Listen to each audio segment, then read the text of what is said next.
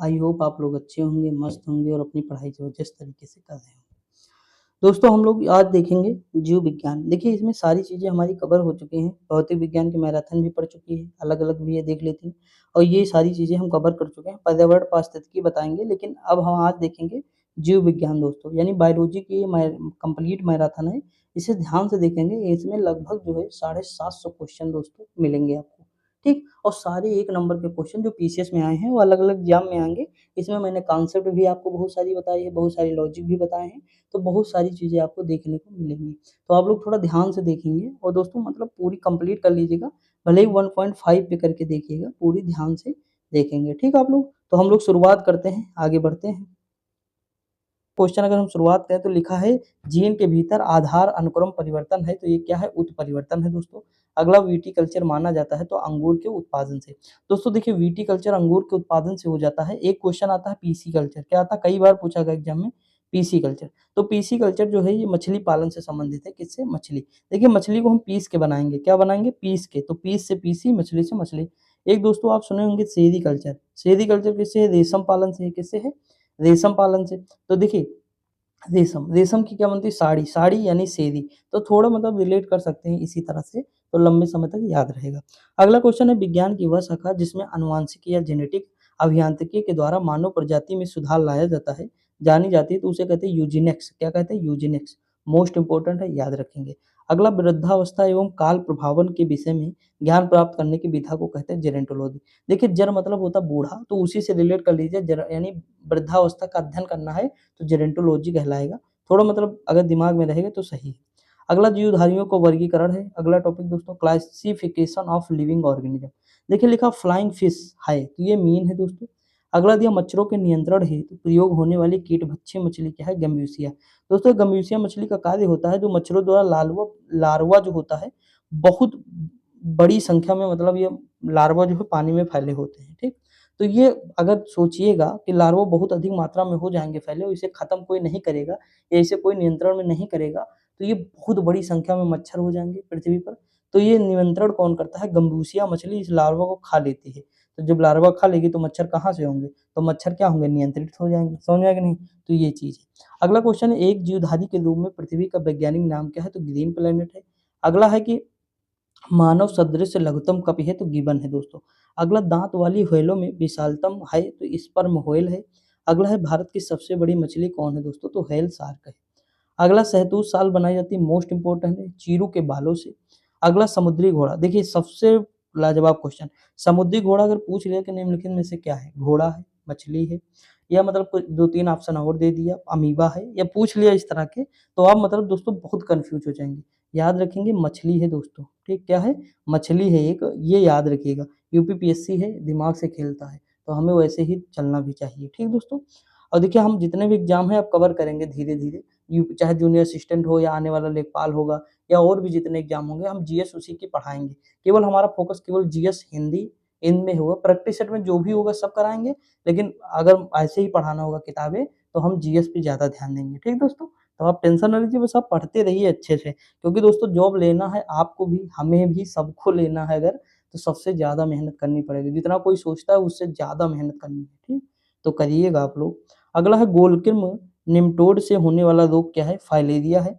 अगला है भारत सबसे बड़ा अकशेरुकी क्या है? स्क्विड है। क्या है? स्क्विड है। अगला पित्ताशय नहीं होता है तो चूहे में नहीं होता दोस्तों। लिंग गुणसूत्र नहीं होते तो छिपकली में दोस्तों नहीं होते हैं, ठीक दोस्तों? अगला बात करें तो कीट नहीं है, तो क्या नहीं है? मकड़ी जो है हमारी कीट नहीं है। अगला ठंडे रक्त वाले जानवरों की श्रेणी में आते हैं मेढक और सर्प।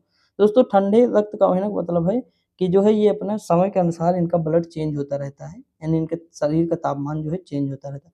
अगर मैं आपको बताऊँ तो मेढक दोस्तों 3 तरह से साँस लेता है। कैसे लेता है? 3 तरह से। एक तो गलफड़ से लेता है, एक त्वचा से लेता है और एक कहाँ से लेता है? तो फेफड़े से भी लेता है दोस्तों। समझ में आया कि नहीं? अगर पृथ्वी के ऊपर होता है तो किससे लेगा? श्वसन से लेगा, यानी फेफड़े से लेगा साँस मेढक। अगर पृथ्वी के अंदर है तो त्वचा से ले लेगा, किससे? त्वचा से ले लेगा। और अगर पृथ्वी मतलब जल में है तो किससे लेगा? गलफड़ से लेगा। समझ में आया कि नहीं? तो ये है मेढक की तीनों चीज़ें याद रखेंगे आप। केचुआ के बारे में आप लोग जानते हैं? जो खेतों में होता है केचुआ। दोस्तों जानते हो ये क्या करता है? ये साँस कहाँ से लेता है? त्वचा से लेता है अपनी, और त्वचा जहाँ से साँस लेगा तो वहाँ नम होना चाहिए। यानी नमी युक्त भूमि होगी तभी ये साँस लेगा। इसलिए ज़्यादातर कछुआ कहाँ रहता है? ज़मीन के अंदर ही रहते हैं, आपको नज़र आएँगे। क्योंकि वो अगर ज़मीन नम नहीं होगी तो वहाँ साँस नहीं ले पाएँगे ज़्यादा, तो इसीलिए। तो बहुत सारी चीज़ें हैं, तो आपको समझना होगा। धीरे-धीरे आपको मैं बताता रहूँगा चीज़ें। देखिए ले कीट नहीं है तो मकड़ी, ये सारी चीज़ें हो गई। देखा पक्षी वर्ग में नहीं आता है तो चमगादड़ दोस्तों पक्षी वर्ग में नहीं आता है। अगर बात करें कि वह पक्षी जो दुग्ध उत्पादन करता है वो कपोत है। शायद कबूतर हो दोस्तों, जो भी हो कपोत, कपोत का मतलब मुझे तो कबूतर लगता है, आप लोग देख लीजिएगा। सर्वाधिक तेज़ दौड़ने वाला पक्षी क्या है? ऑस्ट्रिच है, ये अंडे देता है दोस्तों। अगला दिया है खुर नहीं पाए जाते तो गीदड़ में। देखिए कितनी नई-नई बातें आपको समझने को मिलेंगी यहाँ, आप सोच नहीं सकते। बहुत अभी हम खुद ही बहुत सारी चीज़ें आपको बताएँगे, जो आपके दिमाग से थोड़ी परे होंगी, जो आपने सोचा भी नहीं होगा। लेकिन सारी चीज़ें एनसीईआरटी में दोस्तों दी हुई हैं, ठीक? तो मैं बताऊँगा चीज़ें अभी। लिखा वह जंतु जिसका मस्तिष्क उसके शरीर के अनुपात में से बड़ा होता है, वो चींटी होता है दोस्तों। देखिए दोस्तों मैं आपको बता दूँ जो मछली होती है हमारी, यहाँ देखिए पूछा है कि मस्तिष्क जो है उसके शरीर के अनुपात से बड़ा होता है, वो तो चलो चींटी का हो गया, ठीक है दोस्तों। देखिए मछली आपने देखा होगा दोस्तों, मैं थोड़ा बना देता हूँ मछली। ये मान लीजिए मछली हमारी, ठीक दोस्तों? यहाँ पे और ये इसकी आँख हो गई, मतलब जो भी है, आँख मान लीजिए ये है। तो दोस्तों पंख लगा देते हैं, नहीं तो फिर मछली लगेगी कहाँ? देखिए मेरा दोस्तों मेरी जो है ड्राइंग बहुत अच्छी नहीं है, ठीक है? हाई स्कूल में मुझे जो है 64 नंबर मिले थे ड्राइंग में। तो मतलब बहुत बेकार ड्राइंग है, मैं कभी बनाने की कोशिश भी नहीं किया। देखिए यहाँ देखिए अगर ये मछली है हमारी, ठीक? तो मछली की आँख के ऊपर ही इसका दिमाग होता है, कहाँ होता है? आँख के ऊपर दिमाग होता है। दोस्तों पानी में देखे होंगे मछली गलफड़ से साँस लेती है यानी गिल्स से। अपने गिल्फ से जब साँस लेती है तो बड़ी स्पीड में लेती है। कभी आप मछली पानी में देखो दोस्तों, बहुत जल्दी मतलब मूव करती है वो, मतलब बहुत जल्दी-जल्दी साँस लेती है। बुलबुले आप बहुत देखेंगे मछली के पास बनते हैं। इसका रीज़न जानते हो दोस्तों क्या है? मैं आपको बता रहा हूँ। देखिए वायुमंडल में हमारी पृथ्वी तो मतलब पृथ्वी के वायुमंडल में दोस्तों ऑक्सीजन तो बहुत बड़ी मात्रा में है। लेकिन दोस्तों आप बताइए पानी में क्या इतनी ऑक्सीजन है? तो पानी में इतनी ऑक्सीजन नहीं घुली है दोस्तों। पानी में ऑक्सीजन की मात्रा वायुमंडल में उपस्थित ऑक्सीजन की मात्रा की अपेक्षा कम है। यानी पृथ्वी पर अगर हम बात करें तो ऑक्सीजन अधिक है, जबकि पानी में ऑक्सीजन की मात्रा जो है कम है, यानी ऑक्सीजन पानी में कम घुली है दोस्तों। तो क्या है, जैसे जितनी रिक्वायरमेंट है मछली की, उतनी रिक्वायरमेंट उसकी पूरी नहीं होती है, इसलिए वो बहुत जल्दी-जल्दी साँस लेती है। मतलब श्वसन उसकी दर क्या है, अधिक है, ताकि वो अपनी ऑक्सीजन की पूर्ति कर सके, इसलिए उसे जल्दी-जल्दी साँस लेना पड़ता है। समझ में आया कि नहीं दोस्तों? तो यही रीज़न है। देखिए मैं थोड़ा मतलब आपको कई सारे लॉजिक बताते हुए चल रहा हूँ, ताकि ये ना लगे कि और बुक ही पढ़ रहा है, बुक से अलग भी आपको पता चले। ठीक दोस्तों? आगे हम बढ़ जाएँ। देखिए लिखा है पक्षी, तो पक्षी है ऑर्निथोलॉजी। आपने गौरव सर की अगर कभी भी वीडियो देखी होगी, तो वो क्या कहते हैं कि पक्षी का अध्ययन याद करना है तो हमें याद करना पड़ा ऑर्निथोलॉजी। मैं भी पहले देखता था दोस्तों, अभी भी कभी-कभी देख लेता हूँ। तो ऑर्निथोलॉजी मतलब जो है कहते हैं ना, तो ऑर्निथोलॉजी वहाँ से याद देखिए दोस्तों, आप भी स्टूडेंट हैं, हम भी हैं, आप ही के जैसे हैं और टीचर हमेशा स्टूडेंट ही होता है, वो सीखा करता है। तो हम भी सीखते हैं, आप भी सीखिएगा। बस पढ़ाई करना हमारा मकसद है, वो कहीं भी पढ़ना रहे दोस्तों। अगर देखिए हम लोग दोस्त की तरह पढ़ेंगे तो ज़्यादा बेटर पढ़ लेंगे ना। तो ऐसे ही दोस्तों चलता रहेगा, चीज़ें होती रहेंगी। आप भी सिलेक्शन लीजिए, मौज काटिए, घूमिए, टहलिए, एन्जॉय करिए, बस पढ़ाई करिए लेकिन जम के। जब तक सिलेक्शन ना हो जाए जम के पढ़िए। सिलेक्शन हो जाए फिर भी थोड़ा बहुत पढ़ते रहिए, उपन्यास पढ़िए, नोवेल और भी चीज़ें जो कहानियाँ हैं या भगवद गीता है वगैरह-वगैरह पढ़ते रहिएगा, ठीक? देखिए वंशानुगत की अगर हम बात करें तो ये जेनेटिक्स होता है, पर्यावरण इकोलॉजी होता है, जीवाश्म क्या होता है पेलियो बायोलॉजी, ठीक दोस्तों? तो ये याद रखेंगे आप। अगला दिया है जैव विकास एवं आनुवांशिकी। अगर हम बात करें ऑर्गेनिक एवोल्यूशन एंड जेनेटिक्स। देखिए जीन के भीतर अनुक्रम आधार परिवर्तन कहलाता है उत्परिवर्तन। अगला विकास के उत्परिवर्तन सिद्धांत का प्रतिपादन किया था तो ह्यूगो डी ब्रीज ने किया था। अगला एक वर्णांध पुरुष यानी एक ब्लाइंडनेस जो पुरुष है, एक सामान्य महिला से विवाह करता है, वर्णांधता के लक्षण जो है उत्पन्न होंगे, तो पुत्रियों के पुत्रों में उत्पन्न होंगे। अगला दिया है कि पृथ्वी पर सबसे पुराना जीव है, तो हरित नील शैवाल, क्या है? हरित नील शैवाल। आगे अगर हम बात करें मेंडल ने अपने चिर प्रतिष्ठित वंशागत नियमों को प्रतिपादित करने में जिस जीवधारी का उपयोग किया वो क्या है? गार्डा गार्डन पी यानी मटर की बात कर रहा है। आगे अगर हम बात करें दोस्तों, यौन संबंधित आनुवांशिक रोग क्या है? हीमोफीलिया है दोस्तों। इसमें ब्लड की मात्रा कम हो जाती है, हीमोफीलिया आप सुने भी होंगे लोग। अगला दिया है कि डायनासोर्स पाए जाते हैं तो मेसोजोइक युग में पाए जाते थे। देखिए मेसोजोइक, सिनेजोइक ये सारे युग हैं, हिस्ट्री में आप पढ़े होंगे, इरा है। तो हिस्ट्री में दोस्तों आप पढ़े होंगे, नहीं पढ़े हैं तो फिर चलो धीरे-धीरे पढ़ लेंगे हम लोग, देखेंगे सॉरी हिस्ट्री में नहीं, बायोलॉजी ज्योग्राफी में दोस्तों, ये सब ज्योग्राफी के हैं। जैसे हिमालय कब बना, ये सब आप देखे होंगे, गोंडवाना लैंड का विकास किस युग में हुआ ना, तो ये सारी चीज़ें आप अलग-अलग देखे होंगे, मैंने भी बहुत सारी चीज़ें आपको बताई होंगी। अगला दिया कोशिका, ऊतक एवं अंग। देखिए सेल है, टिश्यू है, ऑर्गन। देखिए दोस्तों अगर मैं बात करूँ, जैसे मान लीजिए ये एक ईंट है, तो ईंट क्या हो गई, हमारी सेल हो गई। अगर हम 4-5 सेल जोड़ दें, ठीक? तो ये क्या बन गई, दीवार बन जाएगी। बन जाएगी नहीं, ईंट जुड़ते चले जाएँ दीवार बन जाएगी। तो ये दीवार के मतलब जो अलग-अलग ईंट जुड़ गई, ये दीवार क्या है, टिश्यू है। लेकिन कई सारी टिश्यू अगर जुड़ जाएँ, तो ये एक घर नहीं बन जाएगा, यानी ऑर्गन नहीं हो जाएगा, अंग नहीं हो जाएगा दोस्तों। देखिए ग्रुप ऑफ, देखिए सेल ये क्या है, सेल है, ग्रुप ऑफ सेल्स यानी टिश्यू हो जाएगा, ग्रुप ऑफ टिश्यू यानी ऑर्गन्स हो जाएगा, और ऑर्गन सारे मिलकर एक बॉडी का निर्माण करते हैं। यानी सबसे छोटी इकाई, शरीर की सबसे छोटी इकाई, संरचनात्मक एवं कार्यात्मक इकाई क्या कहलाती है, सेल कहलाती है। और सेल जो है ग्रुप ऑफ सेल, यानी ये सारी सेलें इकट्ठा होंगी तो बनेगा टिश्यू। टिश्यू जब इकट्ठा होगा तो ऑर्गन्स बनता है, और ऑर्गन्स के बाद हमारी बॉडी बनती है। ठीक, ये तो मतलब ऐसे नॉर्मल परिचय था, आपको याद होना चाहिए। अगर हम बात करें तो कोशिका की आत्मघाती थैली के रूप में जाना जाता है तो लाइसोसोम को। लिखा है मानव कक्ष, हृदय के कक्षों में संख्या कितनी है, तो 4 है दोस्तों। ऊपर अलिंद होता है, नीचे जो है निलय होता है। तो 2 अलिंद होते हैं, 2 निलय होते हैं। दायां अलिंद, दायां सॉरी, दायां अलिंद, बायां अलिंद, और उसके बाद दायां निलय, बायां निलय। ठीक, तो ये होता है। अगर आप देखे होंगे, कभी मैं ब्लड बनाऊंगा तो आपको मतलब सॉरी हार्ट बनाऊंगा तो उसमें बताऊंगा सारी चीजें, बाकी नॉर्मल समझिएगा आप लोग। देखिए इस तरह मान लीजिए हमारा ये ऐसे नहीं होता दोस्तों, लेकिन मैं बताने की कोशिश कर रहा हूँ। 1, 2, 3, 4 इस तरह थोड़ा मतलब याद रखें। देखिए इस तरह होता है एक्चुअली बात, तो ये हो जाएगी दोस्तों, बड़ा हो जा रहा है।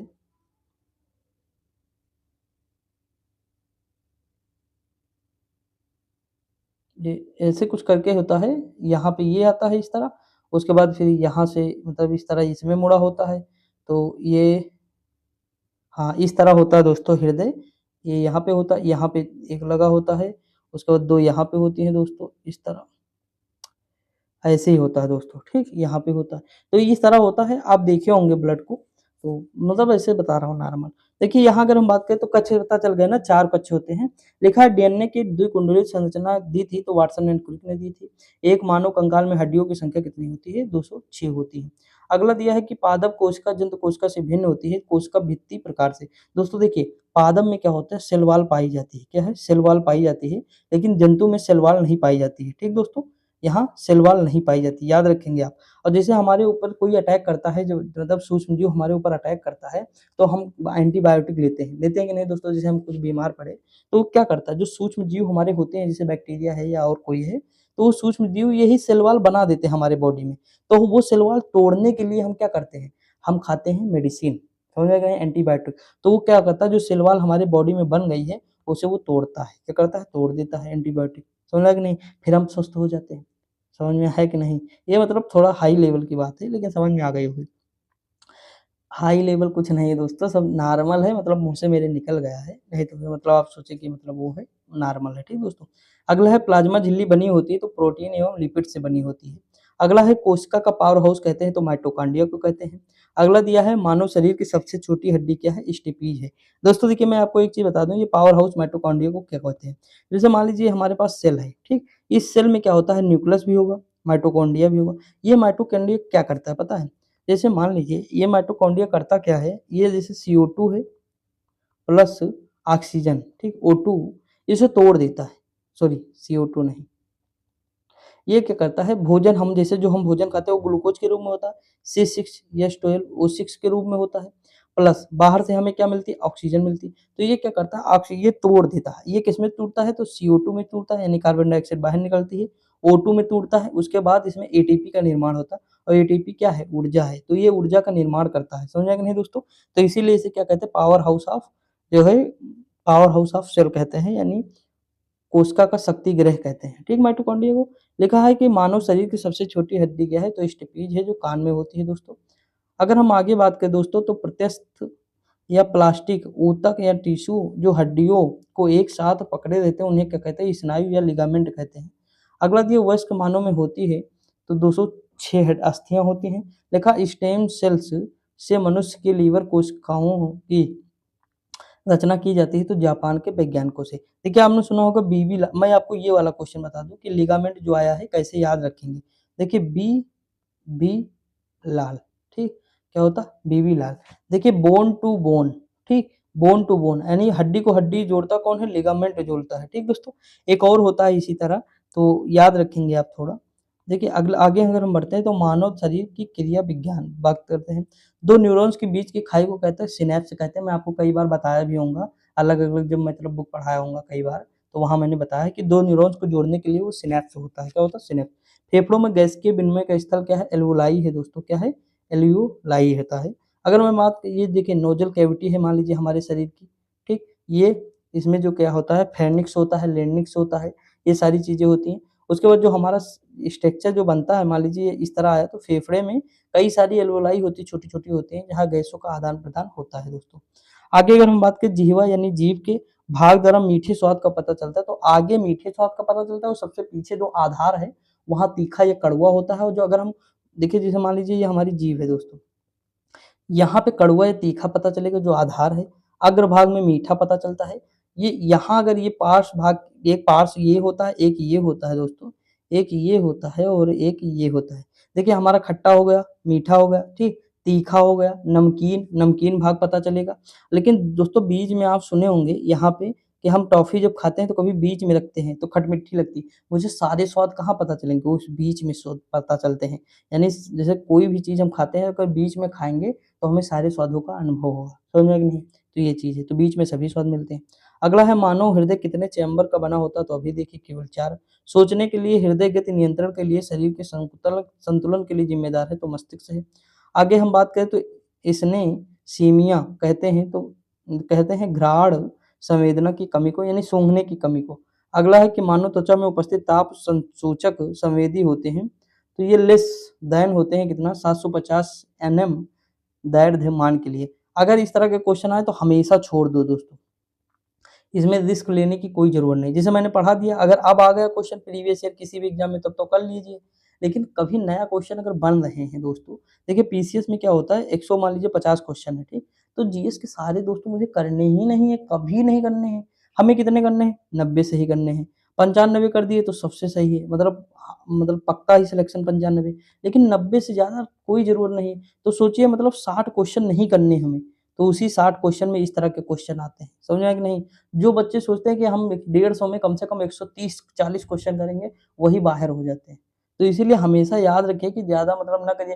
पेपर अभी नेट जेआरएफ का मैं देकर आया, हिस्ट्री का आते ही पता नहीं लग रहा था कहाँ से पूछा है, कोई दूर-दूर तक लेना नहीं। बस कुछ क्वेश्चन मूवी के डायरेक्टर के कई सारे नाम थे उसमें मिलान करने के लिए, अलग-अलग चैनलों के नाम थे मिलान करने के लिए। तो मतलब बहुत सारा मतलब ये समझ लीजिए अनएक्सपेक्टेड जो होता नहीं, फर्स्ट पेपर छोड़ दिए, सेकंड पेपर हिस्ट्री में ही अनएक्सपेक्टेड था। अगली बार तो जो हुआ था लीक हो गया था, उसमें तो मान लीजिए बहुत सारा पढ़ा हुआ था। लेकिन इस बार ऐसा आया है और कट ऑफ कम जाएगी दोस्तों, बहुत सारा पढ़ा हुआ नहीं आया है। मतलब मैं मानता हूँ कि जैसे 100 क्वेश्चन है तो 20-25 क्वेश्चन आए होंगे, जो मतलब अलग-अलग किताबों से मिल गए होंगे, जो रिसोर्स है, कॉम्पिटिशन से, ये सारी मिल गए होंगे। लेकिन 80 क्वेश्चन दोस्तों अगर बात करें 70 से 80 क्वेश्चन, तो वहाँ आपको तुक्का ही लगाना है। तो वो तो मतलब मान लीजिए हो गया तो ठीक है, नहीं तो फिर दोस्तों उसमें मतलब किसी का कोई वो नहीं रहता है और कोई भी बंदा ये नहीं कह सकता कि सारा पढ़ा ही हुआ आया है या इसी नोट से आया है या यहीं से सारे क्वेश्चन आए। नहीं दोस्तों, ऐसा नहीं होता है, ठीक? तो ये मैं ये बताना चाह रहा हूँ कि जब भी इस तरह का क्वेश्चन आए तो वहाँ छोड़ देना बेटर होता है अगर माइनस मार्किंग हो। अगर माइनस मार्किंग नहीं है तो लगाइए दोस्तों। अगला दिया मानव कलाई में नाड़ी स्पंदन करती है तो उसी दर पर जिस पर हृदय करता है।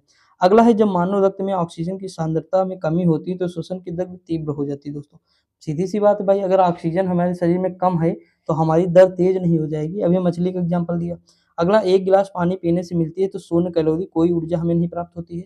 अगला है जो मनुष्य यह नहीं समझ पाता है कि कब उसे भोजन करना रोक देना चाहिए, वह पीड़ित होता है तो बुलिमिया से होता है। अगला मनुष्य के अंगों में एक हानिकारक विकिरणों से सर्वाधिक सुप्रभाव्य है आँख है। लिखा है मनुष्य के अंगों में से हानिकारक विकिरणों से सबसे कम सुप्रभाव्य अंग है तो वो मस्तिष्क है। अगला कैमरा की फ़िल्म किससे तुलना की जाती है तो आँख की रेटिना। अगला है मस्तिष्क और मेरुरज्ज पर चढ़ी झिल्ली में सूजन होने से क्या रोग होता है? तो मेनिंजाइटिस होता है दोस्तों। आगे हम बात करें तो ईईजी इलेक्ट्रोएन्सेफेलोकार्डियोग्राफ ये मस्तिष्क का होता है ईईजी ठीक? ईसीजी होता है एक, कार्डियोग्राफ होता है ठीक? ये होता है इलेक्ट्रोएन्सेफेलोग्राफ होता है, वो ईसीजी होता है इलेक्ट्रिक कार्डियोग्राफ, ठीक? तो वो किसका होता है, वो मतलब उसका होता है, हृदय का होता है, कार्डियो मतलब क्या होता है, हृदय होता है। तो अब ये ई है तो एन्सेफेलो यानी मस्तिष्क से संबंधित है। अगला दिया घरेलू धूल में वह तत्व जो दमा पीड़ितों को परेशान करती है वो धूल बरूथी। अगला अधिकांश प्राणियों के जीवित पदार्थ का लगभग 80% पदार्थ क्या है तो प्रोटीन है। एक स्वस्थ व्यक्ति का सामान्य रक्तचाप होता है तो देखिए दोस्तों 120 बटे क्या होता है 80 होता है। मोस्ट इम्पोर्टेंट है, याद रखेंगे आप। अगला दिया है कि जो है मानव शरीर में क्रोमोसोम की संख्या कितनी होती है 46 होती है। लिखा मानव शरीर में सर्वाधिक प्रचुरता में पाए जाने वाला तत्व ऑक्सीजन है। अगर हम बात करें तो वह जैव रूपांतरण मानव शरीर को अधिकतम ऊर्जा प्रदान करता है तो एटीपी एडीपी। ठीक दोस्तों।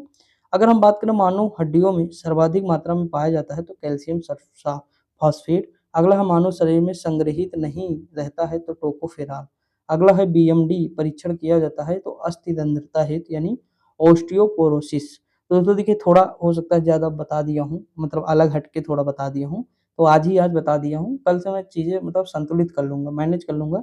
1-2 दिन क्लास नहीं हुई इसीलिए है ऐसा, मतलब 1-2 दिन नहीं, हमको लगता है 10-12 दिन हो गए। रक्षाबंधन के बाद से ये बीच में शायद 2 क्लासें हुई हैं, उसके बाद क्लास मैंने कोई ली नहीं लॉन्ग, ठीक? शॉर्ट तो मैंने बहुत सारे डाले थे, जो रिवीजन के लिए थे, लॉन्ग नहीं ली, तो 1-2 दिन में मैं मतलब वो आ जाएगी अपनी फ्लो, तो टेंशन ना लीजिए। बाकी कम्युनिटी पोस्ट पे क्वेश्चन करते रहिए, वहाँ 2-3 क्वेश्चन डेली आते हैं, लाजवाब तरीके से रहते हैं दोस्तों, बहुत ही बेहतरीन। उसमें बहुत सारे लोग आंसर सही देते हैं, बहुत लोग गलत देते हैं, जो गलत देते हैं वो आकलन करें कि कहाँ खड़े हैं, क्योंकि वो सारे दोस्तों बहुत लाजवाब क्वेश्चन है, वो कंपटीशन के ही क्वेश्चन है, जो पीसीएस में आए हुए हैं, जो आईएएस में आए हुए क्वेश्चन है, जो मतलब एक लेवल में आए हैं। मैं सोचता हूँ कि अगर ऊपर का लेवल आपको थोड़ा करा दूंगा तो नीचे के लेवल आराम से आप कर सकते हैं, ठीक? आपको माइंड वैसा डेवलप हो जाएगा। लिखा है शरीर के जोड़ों में गठिया रोग यानी आर्थराइटिस होता है तो यूरिक अम्ल के जमाव से होता है दोस्तों।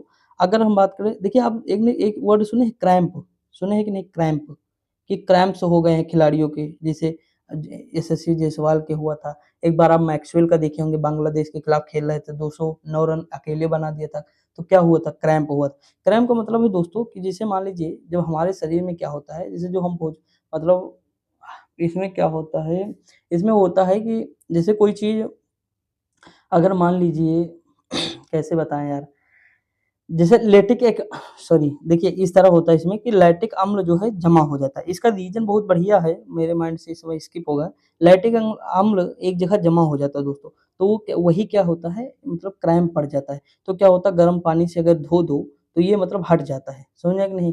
यानी जो लैक्टिक अम्ल जमा होता है वही क्रैम्प मतलब कहलाता है दोस्तों। ऐसे ही होता है, आप मतलब मैं बता दूँगा किसी दिन, कल वाली क्लास में बता दूँगा। कल वाली क्लास में तो थोड़ा ऐसे ही होता है, वही क्रैम्प होता है दोस्तों। तो यहाँ देखिए यहाँ क्या है यूरिक अम्ल के जमाव से, ठीक? लेकिन वहाँ किसके है तो लैक्टिक अम्ल है। थोड़ा मतलब दोनों में अंतर है, ध्यान रखेंगे हल्का-फुल्का। अगला है लंबे समय तक उपवास रखने का सर्वाधिक प्रभाव पड़ता है गुर्दे पर यानी किडनी पर। मानव स्वास्थ्य के लिए ट्रांस वसा समानता हानिकारक समझा जाता है क्योंकि यह कम करता है तो एचडीएल का स्तर। अगला दिया है अस्थि एवं दंत निर्माण हेतु आवश्यकता होती है तो कैल्शियम और फास्फेट की। अगला क्वेश्चन दिया है कि भारत में जन्मे प्रत्येक 200 शिशुओं में एक अतिसार से मर जाता है जिसका कारण है रोटा वायरस। अगला है एल्कोहल के निराविशन के लिए मानव अंगों में उत्तरदायी है तो यकृत है।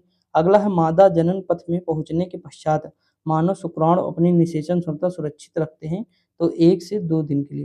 दोस्तों पता है जो मनुष्य का जो शुक्राणु है यानी स्पर्म की अगर हम बात करें तो इसका कौन सा भाग जो है मादा के जनन में जाता है यानी ओवरी में जाता है या इक्स में जाता है, तो इसका केवल कोशिका वाला भाग जो है काम करता है उसमें, समझ नहीं कौन सा कोशिका वाला भाग, सॉरी कोशिका नहीं केंद्रक वाला भाग क्या करता है, केंद्रक वाला भाग इसका जो है उसमें काम करता है, समझ में नहीं जाता पूरा है लेकिन काम कौन मतलब वहां मिलता कौन है तो न्यूक्लियस मिलता है यानी केंद्रक मिलता है, समझ में नहीं। बाकी माइटोकॉन्ड्रिया तो उसके पास ही है। तो ये सारी चीज़ें हैं, अब मैं चीज़ें बताऊँगा और डिटेल से, जब थोड़ा आगे हम बढ़ेंगे, किसी दिन कोई बुक पढ़ेंगे उस तरह के जो टॉपिक वाइज़ होगा, तो उसमें हम चीज़ें कवर करेंगे। अगला लिखा है कि जब शरीर में निर्जलीकरण होता है, तो पदार्थ जो सामान्य रूप से शरीर से लुप्त हो जाता है, वो सोडियम क्लोराइड होता है। ठीक दोस्तों? देखिए, ये पेज हमारा लास्ट है, ये कर लेते हैं दोस्तों, उसके बाद फिर जो है कल आगे देखेंगे चीज़ें। अगला दिया मानव शरीर में सबसे मजबूत मांसपेशियाँ होती हैं, तो जबड़े में होती हैं। लिखा ईएसए नोड नाम से जाना जाता है, तो पेसमेकर है दोस्तों, जो यस्य नोड नाम से जाना जाता है। ये कहाँ होता है? तो हमारे जो है हृदय में होता है। लिखा है एक वयस्क मानव शरीर में जल प्रतिशत 65% होता है। बिंदुकता एक बीमारी है आँखों की। अगला है एक स्वस्थ मनुष्य एक दिन में पेशाब करता है तो 1.5 लीटर।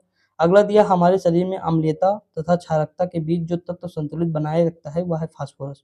अगला है पेशी थकान के लिए उत्तरदायी है तो लैक्टिक अम्ल। देखिए यही है। अगर लैक्टिक लैक्टिक अम्ल जो है दोस्तों जम जाता है ना, तो ये मतलब जो है दिक्कत करता है। समझे कि नहीं? तो वही है कि मतलब मुझे थकान होने लगती है, क्रैम्प्स भी पड़ जाते हैं। तो अगला दिया है कि परितृप्त एवं प्यास के केंद्र मानव मस्तिष्क में उपस्थित है तो हाइपोथैलेमस। अगला दिया हृदय आराम करता है तो 2 धड़कनों के बीच। अगला मानव शरीर का तापक्रम ना ही जाड़ों में घटता है, ना ही गर्मियों में बढ़ता है, मतलब सेम रहता है। अगला है कि कृत्रिम हृदय है तो जार्विक 7। दोस्तों देखिए ये इससे रिलेटेड एक मैं क्वेश्चन आपको बता दूँ। देखिए गर्मी में क्या होता है हमारे शरीर का तापमान जो है कम हो जाता है बाहर के तापमान की अपेक्षा। जैसे बाहर का तापमान मान लीजिए 45 डिग्री, हमारे शरीर का तापमान क्या है? 37 डिग्री है।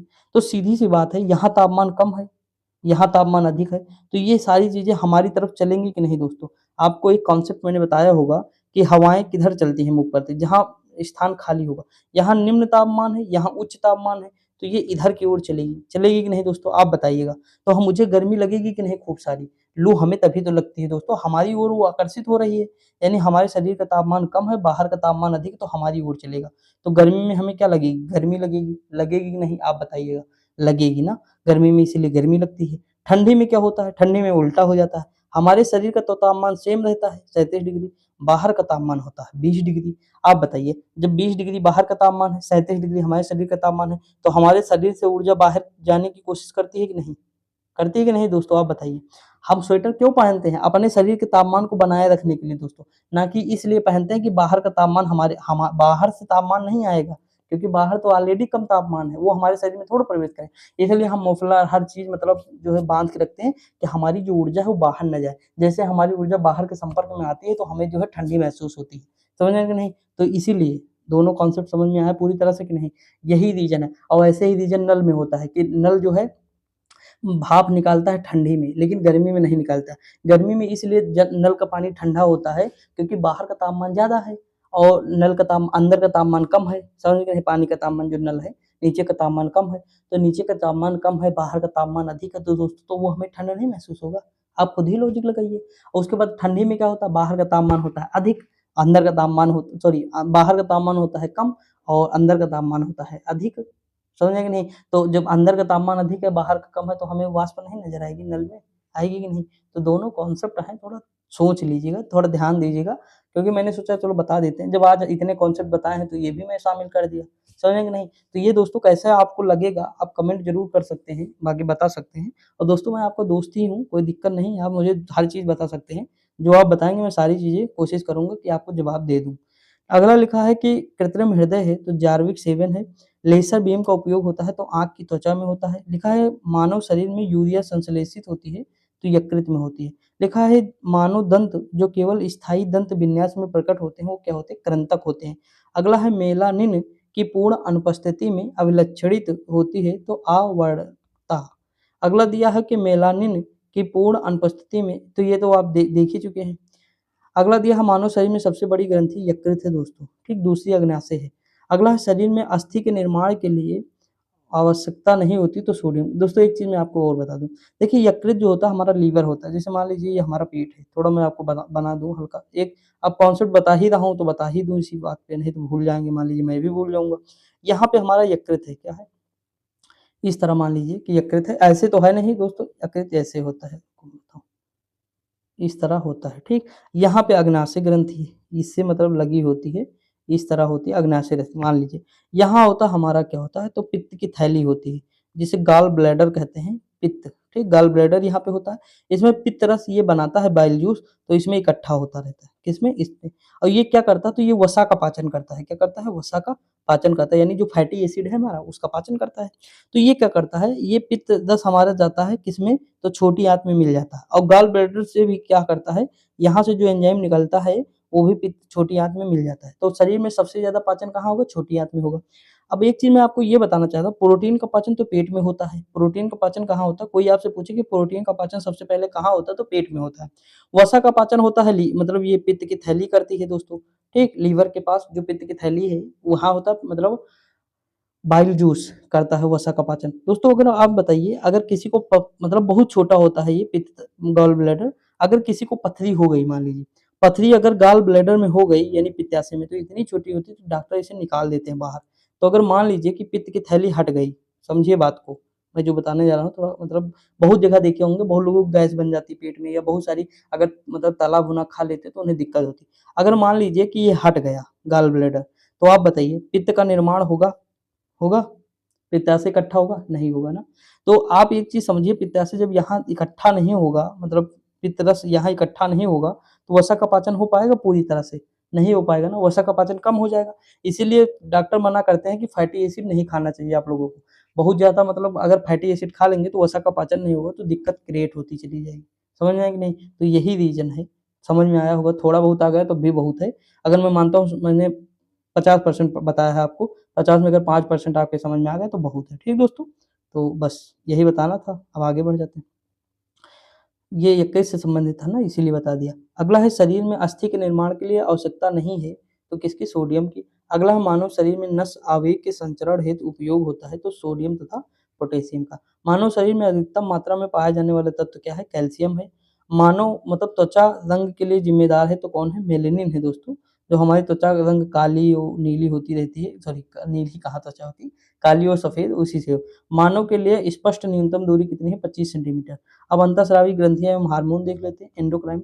देखिए दोस्तों, यहाँ लिखा हार्मोन अग्न्याशय के लैंगरहैंस के आइलेट की बीटा सेल कोशिका में स्रावित होता है, तो इंसुलिन है। अगला इंसुलिन क्या है? तो एक हार्मोन है दोस्तों, याद रखेंगे आप ना। हार्मोन की रासायनिक प्रकृति कौन सी है? तो इम्यूनो अम्ल है, स्टेरॉइड है, प्रोटीन है। मानव शरीर में वह ग्रंथि जो अंतःस्रावी बाह्यस्रावी दोनों अग्नाशय है। अगला है, कौन जैव उत्प्रेरक है तथा शरीर में उसी स्थान पर अपना कार्य करता है जहां वे उत्पादित होते हैं, तो एंजाइम है। आयोडीन युक्त हार्मोन क्या कहलाता है? थोरॉक्सिन। क्या है? थोरॉक्सिन। अगला, पित्ताशय में उपस्थित पत्थर पाचन करते हैं, तो वसा का करते हैं। अगला, स्त्रियों में रजोनिवृत्त के पश्चात उत्पादन होता है, तो एस्ट्रोजन हार्मोन का। अगला है पादप हार्मोन, तो साइटोकाइनिन है, ऑक्जिन है, जिब्रेलिन्स है, एब्सिसिक अम्ल है, एथिलीन है। फलों को पकाने में इंपॉर्टेंट है, फ्लोरिजिन्स है। ठीक दोस्तों, ये वृद्धि रोक देता है जो है एब्सिसिक अम्ल। मानव शरीर में सबसे छोटी ग्रंथि पिट्यूटरी है, सबसे छोटी ग्रंथि। अगला है, यहाँ मुझे हड्डी नजर आई कि मतलब सबसे छोटी हड्डी, तो वो तो हम लोग स्टिपेज पढ़े थे, लेकिन यहाँ ग्रंथि पूछा, पिट्यूटरी है। ठीक। अगला, फल परिपक्वता के लिए उत्तरदायी है, तो अभी मैंने बताया पादप हार्मोन एथिलीन है। लड़ो या उड़ो की धारणा, तो एक एड्रेनलिन हार्मोन है। कौन है? एड्रेनलिन, किडनी के ऊपर होता है, ग्रंथि होती है उसी से। हम यहाँ तक देख लेते हैं दोस्तों, पाचन तक। ठीक। तो कल से हम यही स्टार्ट करेंगे, मैं आपको फिगर बना के भी बताऊंगा कैसे होगा, रट जाएगा, मतलब कुछ याद करने की जरूरत नहीं पड़ेगी। एंजाइम मूलतः होते हैं तो प्रोटीन होते हैं दोस्तों। एक प्रोटीन नहीं है तो ऑक्सीटोसिन। लिखा है कि माँ और शिशु के बीच गले लगाना चूमना प्रेरित करता है, तो ऑक्सीटोसिन के मोचन को। ये हार्मोन से दोस्तों। अगला दिया है पादप हार्मोन नहीं है, तो इंसुलिन जो है पादप हार्मोन नहीं है, ये मनुष्य में होता है, इंसुलिन बीटा सेल से निकलता है। अगला दिया है, इसी जब ये कम हो जाता है दोस्तों तो मधुमेह रोग हो जाता है। ठीक। अगला दिया है फेरोमोन्स। फेरोमोन समानतः उत्पन्न किया जाता है कीटों द्वारा। गाय और भैंस के थनों में दुग्ध उतारने के लिए सुई लगाई जाती है, तो ऑक्सीटोसिन हार्मोन की वजह से। अगला दिया है, इंसुलिन होता है तो प्रोटीन होता है। मानव हार्मोन इंसुलिन उत्पन्न होता है तो अग्न्याशय की लैंगरहैंस की बीटा कोशिका में। समझा कि नहीं? याद रखेंगे आप। अगला दिया है, प्रोजेस्टेरोन क्या है? गर्भाशय, ये मतलब जो ग्रंथि है इसके लिए है। टेस्टोस्टेरोन पुरुषों में होता है, अंडाशय। अगला दिया है थायरॉक्सिन, थायराइड ग्रंथि से निकलता है। इंसुलिन अग्नाशय से निकलता है। यानी ये कहाँ कहाँ से निकलता है उसके बारे में बताया गया है। ऑक्सीटोसिन ये क्या है? हार्मोन है। लिखा है एस्पोर्टेम संश्लेषित मधुरक है। नियोप्रीन क्या है? विशिष्ट रबर है। रेयान क्या है? सेलुलोज है दोस्तों। आगे अगर हम बात करें तो एक हार्मोन जो परिवर्तित हो जाता है जब एक माँ अपने बच्चे का आलिंगन करती है या उसको चूमती है। देखिए 2 बार पूछा, ऑक्सीटोसिन इंपॉर्टेंट है। मेलेनिन हमारे शरीर की रक्षा करता है पराबैंगनी किरणों से। ठीक दोस्तों, तो याद रखेंगे। देखिए अफ्रीका वाले ज़्यादा काले होते हैं क्योंकि वहाँ तीनों दिखाए गए, कर्क रेखा, मकर रेखा और विषुवत रेखा। तो वहाँ पे सीधी-सी बात है सूर्य का प्रकाश ज़्यादा रहता है, तो वहाँ के लोग काले बहुत होते हैं। क्यों? क्योंकि उनमें मेलानिन ज़्यादा होगा, क्योंकि सूर्य से पराबैंगनी किरणें ज़्यादा आएँगी दोस्तों, तो मेलानिन की आवश्यकता ज़्यादा है। तो सीधी-सी बात लोग काले होंगे तभी तो बच पाएँगे, गोरे लोग होंगे तो दिक्कत नहीं करेगा। लेकिन वहीं अगर कनाडा, रूस की बात करेंगे आप, तो वहाँ पे सूर्य का प्रकाश कम यानी पराबैंगनी किरणों की आवश्यकता कम, तो मेलानिन वहाँ पे कम। समझ में आया कि नहीं? तो लोग गोरे-गोरे, गोरे-गोरे। ये समझ में आया कि नहीं? तो ये सारी चीज़ें हैं, आपको समझ में आ रही होंगी धीरे-धीरे। तो हम आगे बढ़ते हैं, देखते हैं। देखिए, इसमें पहला क्वेश्चन लिखा है एंट्रोपी के संदर्भ में। जब तंत्र की ऊर्जा बढ़ती है तो क्या होता है? तंत्र की एंट्रोपी बढ़ती है। अगला है मूत्र का रंग पीला की मौजूदगी कारण है तो यूरोक्रोम है दोस्तों, आप जानते भी होंगे ये। पित्तनाशक नहीं है तो क्या नहीं है? हिस्टामीन दोस्तों नहीं है। आगे अगर हम बात करें तो शरीर में अतिरिक्त ग्लूकोज ग्लाइकोजन में परिवर्तित होकर भंडारित रहता है यकृत में। लिखा है प्रोटीनों के पाचन में सहायक एंजाइम है तो क्या है? ट्रिप्सिन है। पित्ताशय में उपस्थित पत्थर पाचन प्रभावित करता है तो ये वसा का करता है दोस्तों। आगे अगर हम बात करें तो मानव गुर्दे का सामान्य कार्य नहीं है तो रक्त में शर्करा की मात्रा का नियंत्रण। अगला दिया है कि दोषयुक्त वृक्क वाले व्यक्तियों के लिए अपोहन का उपयोग किया जाता है जिसमें निहित प्रक्रम है तो क्या है? परासरण। अगला दिया है वृक्क से मूत्र की मात्रा का निस्तारण नियंत्रित होता है तो हार्मोन कौन सा होता है? ADH द्वारा होता है। आगे अगर हम बात करें दोस्तों यदि मूत्र में एल्बुमिन आ रहा है तो देखिए प्रोटीन है, ठीक। ये ऐसे व्यक्ति के एक अंग जो फेल हो जाने से पीड़ित होने की संभावना होती है वृक्क यानी किडनी। अगला है कि श्वसन में ऊर्जा उत्पादित होती है तो एटीपी के रूप में होती है दोस्तों। मैंने बताया था कल कि हम जैसे भोजन करते हैं तो ग्लूकोज के रूप में करते हैं, वो कितना होता है? तो C6H12O6 होता है। प्लस हम ऑक्सीजन लेते हैं श्वसन से के द्वारा तो O2 लेते हैं, तो ये जाके आगे टूट जाता है किसमें? कार्बन डाइऑक्साइड में यानी CO2 प्लस H2O यानी जलवाष्प में प्लस एटीपी यानी ऊर्जा के रूप में, तो हमें एटीपी के रूप में ऊर्जा प्राप्त होती है। समझ में आया कि नहीं? लिखा है श्वसन की क्रिया में जो सांद्रता यानी हम शरीर के अंदर जो लेते हैं और शरीर से जो बाहर करते हैं वायु में क्या अपरिवर्तित रहता है? तो N2 रहता है दोस्तों। देखिए मैं इसका बता रहा हूँ आपको। एक होता है दोस्तों ब्रीद इन, श्वसन की प्रक्रिया ब्रीद इन होता है यानी सांस अंदर लेना।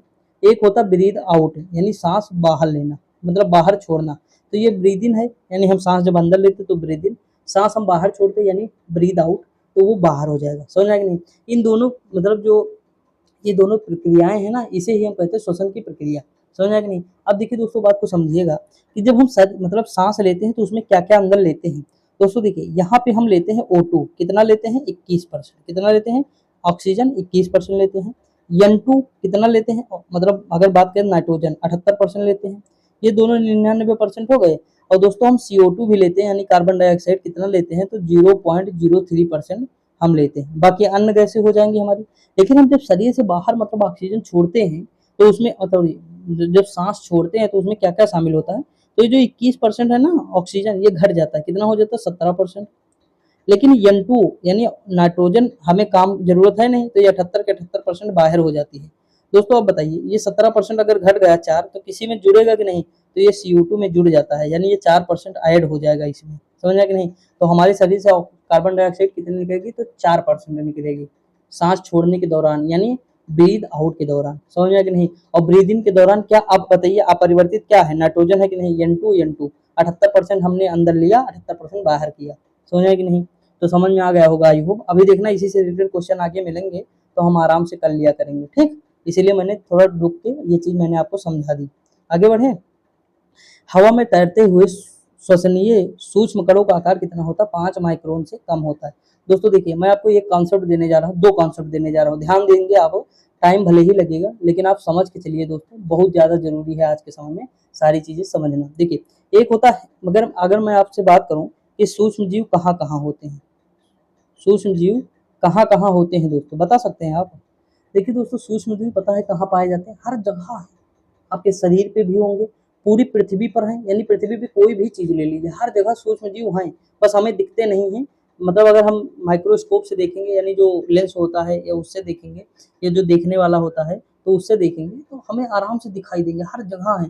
चाहे वो हमारा जल हो, चाहे ठंडा पानी हो, चाहे गर्म पानी हो। बस ये है दोस्तों कि कुछ हानिकारक होते हैं, कुछ हानिकारक नहीं होते हैं। जैसे माइक्रो सूक्ष्म जीव में क्या होते हैं? बैक्टीरिया, कवक, ये सब हानिकारक हो जाएंगे, वायरस हैं, ना, तो ये सब हानिकारक हो जाएंगे। कुछ हानिकारक नहीं होते हैं, जैसे लैक्टोबैसिलस बैक्टीरिया, ये क्या होता है, दूध को दही बना देता है, बनाता है कि नहीं। और दही दोस्तों खट्टा होता है, तो इसका मतलब क्या है कि उसमें जो लैक्टोबैसिलस जीवाणु है वो बहुत अधिक संख्या में हो गए हैं। जब लैक्टोबैसिलस जीवाणु जो है अधिक संख्या में हो जाते हैं, तो दूध क्या होता है, बहुत सॉरी दही क्या हो जाएगा, बहुत ज्यादा खट्टा हो जाता है। क्या हो जाता है, बहुत ज्यादा। कभी कभी दूध फट जाता है। इसका रीजन क्या है, जो हमारे सूक्ष्म जीव हैं, जैसे दूध रखा है, ठीक, दूध रखा है, गर्म नहीं किए, तो उसमें वो पनपते चले जाएंगे सूक्ष्म जीव, और ज्यादा होते चले जाएंगे। जब सूक्ष्म ज्यादा हो जाएंगे, जैसे हम गर्म करेंगे वो फट जाएगा। समझ में कि नहीं। तो इसीलिए कहते हैं कि जब दूध मतलब लाएं तो उसे खौला के रख दें। समझ में कि नहीं। तो ये सारी चीजें होती हैं। तो थोड़ा ये कॉन्सेप्ट था, यानी सूक्ष्म जीव हर जगह है, तालाब हो, गर्म पानी हो, ठंडा पानी हो, हर जगह सूक्ष्म जीव आपको नजर आएंगे। ठीक, पूछोगे गर्म पानी में होते हैं क्या, हाँ दोस्तों, सारे बैक्टीरिया नहीं मरते हैं गर्म पानी में, कुछ बैक्टीरिया फिर भी रह जाते हैं, लेकिन सारे हानिकारक नहीं होते हैं, ये समझिएगा। शराब बनाने में हम बैक्टीरिया का प्रयोग, मतलब सूक्ष्म जीव का प्रयोग कर लेते हैं। ठीक, ईस्ट क्या है, हमारा कवक है, ये भी तो सूक्ष्म जीव है, हम ब्रेड बनाने में कर लेते हैं। तो इस तरह दोस्तों बहुत सारी चीजें हम, मतलब हमारे लिए फायदा भी करता है और बहुत सारी चीजें हमारे लिए नुकसान भी करता है। समझ में आया कि नहीं। आगे बढ़ जाए, बढ़ते हैं। देखिए दोस्तों, यहाँ पे अगला क्वेश्चन लिखा है, शरीर में पित्त का निर्माण होता तो यकृत में होता, कहाँ होता, लीवर में। अगला बात करें तो शरीर में सारा रक्त शुद्ध होता है तो किडनी के माध्यम से, यानी किडनी के द्वारा ही रक्त शुद्ध होता है। देखा, मानव का मुख्य नत्रजनी उत्सर्जी। देखिए दोस्तों, ये नत्रजनी जो लिखा ना, इसका इंग्लिश वर्जन अब क्या है मुझे नहीं पता है, क्योंकि अभी पता होगा, लेकिन वर्ड यहाँ क्या यूज किए हैं अभी, इसीलिए हम कहते हैं कि जब भी आप किसी को कोर्स परचेज करें तो ध्यान दें ये चीज कि बाइलिंगुअल होना चाहिए दोस्तों। केवल एक माध्यम से पढ़ के आज के समय सिलेक्शन लेना बड़ा मुश्किल हो जाता है, खासकर वो पीसीएस या आईएएस या जो बड़े बड़े एग्जाम होते हैं उसमें दोस्तों, क्योंकि वहाँ ऐसी ऐसी भाषाएं यूज कर देंगे ना, पता ही नहीं चलेगा। अब इसमें मुख्य उत्सर्जी अंग क्या दोस्तों, नत्रजनी लिखा है, अमोनिया लिखा है, क्या लिखा है समझ में नहीं आ रहा ना, तो ये ध्यान दीजिए। यूरिया होगा दोस्तों, इसमें क्या हो जाएगा, यूरिया मान लीजिएगा, यूरिया होगा। इस तरह याद रखें दोस्तों, मुझे नहीं याद है सच में, रियली बता रहा हूँ कि इसका इंग्लिश वर्जन मुझे नहीं, मेरे माइंड में नहीं आ रहा। याद होगा, पता होगा, मैं जानता हूँ, लेकिन मुझे याद नहीं आ रहा बिल्कुल भी। ठीक, इसके लिए क्षमा चाहता हूँ। लिखा है, यूरिया रक्त से पृथक करता है तो गुर्दा करता है, यानी किडनी। अगला, यदि वसा एवं तेल का अधिक समय तक भंडारण किया जाए तो उनका स्वाद एवं गंध परिवर्तित होता है, जिसका कारण है ऑक्सीडेशन यानी ऑक्सीकरण। दोस्तों आप देखे होंगे, अचार में फफूंद लग जाता है, यानी कवक है वो लग जाता है, जो अचार खराब हो जाता है, तब उसे फेंक देते हैं। देखिए इसका रीजन क्या है। घर में क्या करते हैं लोग, घर में दोस्तों देखे होंगे, जब अचार बनाते हैं तो उसमें खूब सारा तेल डाल देते हैं, डालते हैं कि नहीं। तेल मतलब अगर अचार तेल में डूबा है तो वो खराब नहीं होगा, क्यों, क्योंकि उसमें कवक पनप नहीं पाएंगे। समझ आया कि नहीं, यानी उसमें सूक्ष्म जीव जो हैं हमारे, वो पनप नहीं पाएंगे तो खराब नहीं होगा। लेकिन जैसे देखे होंगे आप, सफेदी मतलब चढ़ जाती कभी कभी अचार में, अगर हम हाथ धुले पानी से और जाके निकाल लिए खटाक से, तब हो जाता है ऐसा ना दोस्तों, इसलिए घर वाले मना किया करते। दोस्तों एक चीज मैं आपको बताऊं, अगर अचार में आपके फफूंद लग जाए, ठीक, वो कवक होते छोटे छोटे, अगर वो सफेद हो जाए तो आप कुछ ना करिए, उसे फेंकने की जरूरत नहीं है, उसमें तेल खूब सारा डाल दीजिए, उसके बाद उसे रख दीजिए, थोड़े दिन के बाद खाना शुरू कर दीजिए। समझ नहीं, वो खत्म हो जाएंगे, फिर वैसे हो जाएगा, माहौल बन जाएगा। ये चीज समझ में आएगी नहीं। तो ये थोड़ा बैक्टीरिया, मतलब थोड़ा मैं सोच रहा हूँ एक्स्ट्रा चीजें हल्का फुल्का बता दें जिससे काम हो जाए दोस्तों, इसीलिए मैं बता रहा हूँ, बाकी कोई। देखिए यहाँ तेल की बात आई तो मुझे वो ध्यान आ गया, समझ में आया कि नहीं, तो इसीलिए मैंने बता दिया। लिखा हुआ है, उद्योग जिसमें रेनिन एक एंजाइम का प्रयोग करता है, तो क्या है, पनीर। अगला दिया है कि साइनाइड विषपान से तुरंत मृत्यु हो जाती है, यानी अगर हम साइनाइड का विषपान करेंगे तो तुरंत मृत्यु हो जाती है, क्योंकि इसका सीधा असर क्या होता है, कोशिकीय श्वसन तंत्र पर होता है। अगला दिया है श्वसन पर होता है। अगला दिया है, जिस श्वास को हम बाहर निकालते हैं उसमें कार्बन डाइऑक्साइड की मात्रा कितनी होती है। अभी बताइए, मैंने ब्रीद आउट के बारे में ऊपर जस्ट बताया कि नहीं दोस्तों, बताया ना, ब्रीद आउट तो मैंने कितने परसेंट बताया था कि 0.03% हम ब्रीद इन करते हैं, यानी हम शरीर के अंदर लेते हैं, और जो हम बाहर करते हैं कितना करते हैं, तो 4% करते हैं। मैंने बताया था कि नहीं, तो देखिए वही क्वेश्चन पूछ लिया ना। ये चीज लिखा है कि रक्त की संरचना एवं परिसंचरण तंत्र। दोस्तों यहाँ लिखा, हीमोग्लोबिन का रंग होता है तो लाल होता है, इसी के कारण रक्त भी लाल होता है दोस्तों, खून हमारा जो है ब्लड, इसी के कारण लाल होता है। ठीक, अगला है, फेफड़ों से कोशिकाओं का सॉरी कोशिकाओं तक ऑक्सीजन का वाहक कौन होता है, तो हीमोग्लोबिन होता है दोस्तों, यही ले जाता है फेफड़ों से। देखिए एक आप सुने होंगे सीधा और एक सुने होंगे धमनी। देखिए मैं आपको चीजें दोस्तों बता रहा हूँ, समझिएगा, क्योंकि मुझे लगता है कि मैं बता दूं जितनी ज्यादा उतने बेटर है, कभी ना कभी तो आपके दिमाग में आएंगी चीजें और आपको फायदा मिलेगा। देखिए दोस्तों, सिरा यानी सिर की तरफ, तो सिरा क्या होता है, ब्लड ले जाता है कहाँ तक, फेफड़े तक ले जाता है, यानी शरीर से ब्लड ले जाता है फेफड़े तक।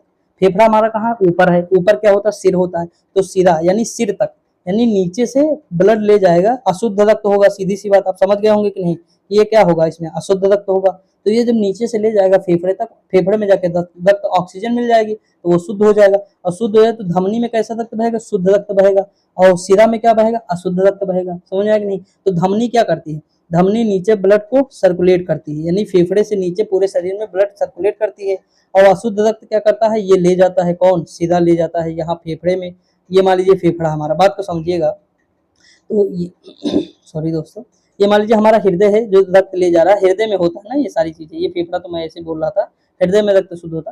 तो यहाँ अशुद्ध रक्त गया, यहाँ पंप हुआ, इसमें नीचे बड़ा ऑक्सीजन मिल गई। तो ये सारे पूरा प्रोसेस होता है, सारे अंग एक साथ कार्य करते हैं दोस्तों। ठीक, एक मतलब हम ये नहीं कर सकते हैं कि अगर हम सांस न ले तो जीवित रह सकते हैं, दिल ना धड़के तब जीवित रह सकते हैं। मतलब सारे अंग कार्य करने चाहिए ना दोस्तों, तो वो चीज है। समझ में आया कि नहीं। तो ये दोनों चीज आप समझ गए होंगे। देखा, फेफड़ों तक कार्बन डाइऑक्साइड पहुंचाता है तो हीमोग्लोबिन, रक्त में ग्लाइकोसिलेटेड हीमोग्लोबिन का मापन आवश्यक लाभदायक है, तो यह मधुमेह प्रबंधन के लिए।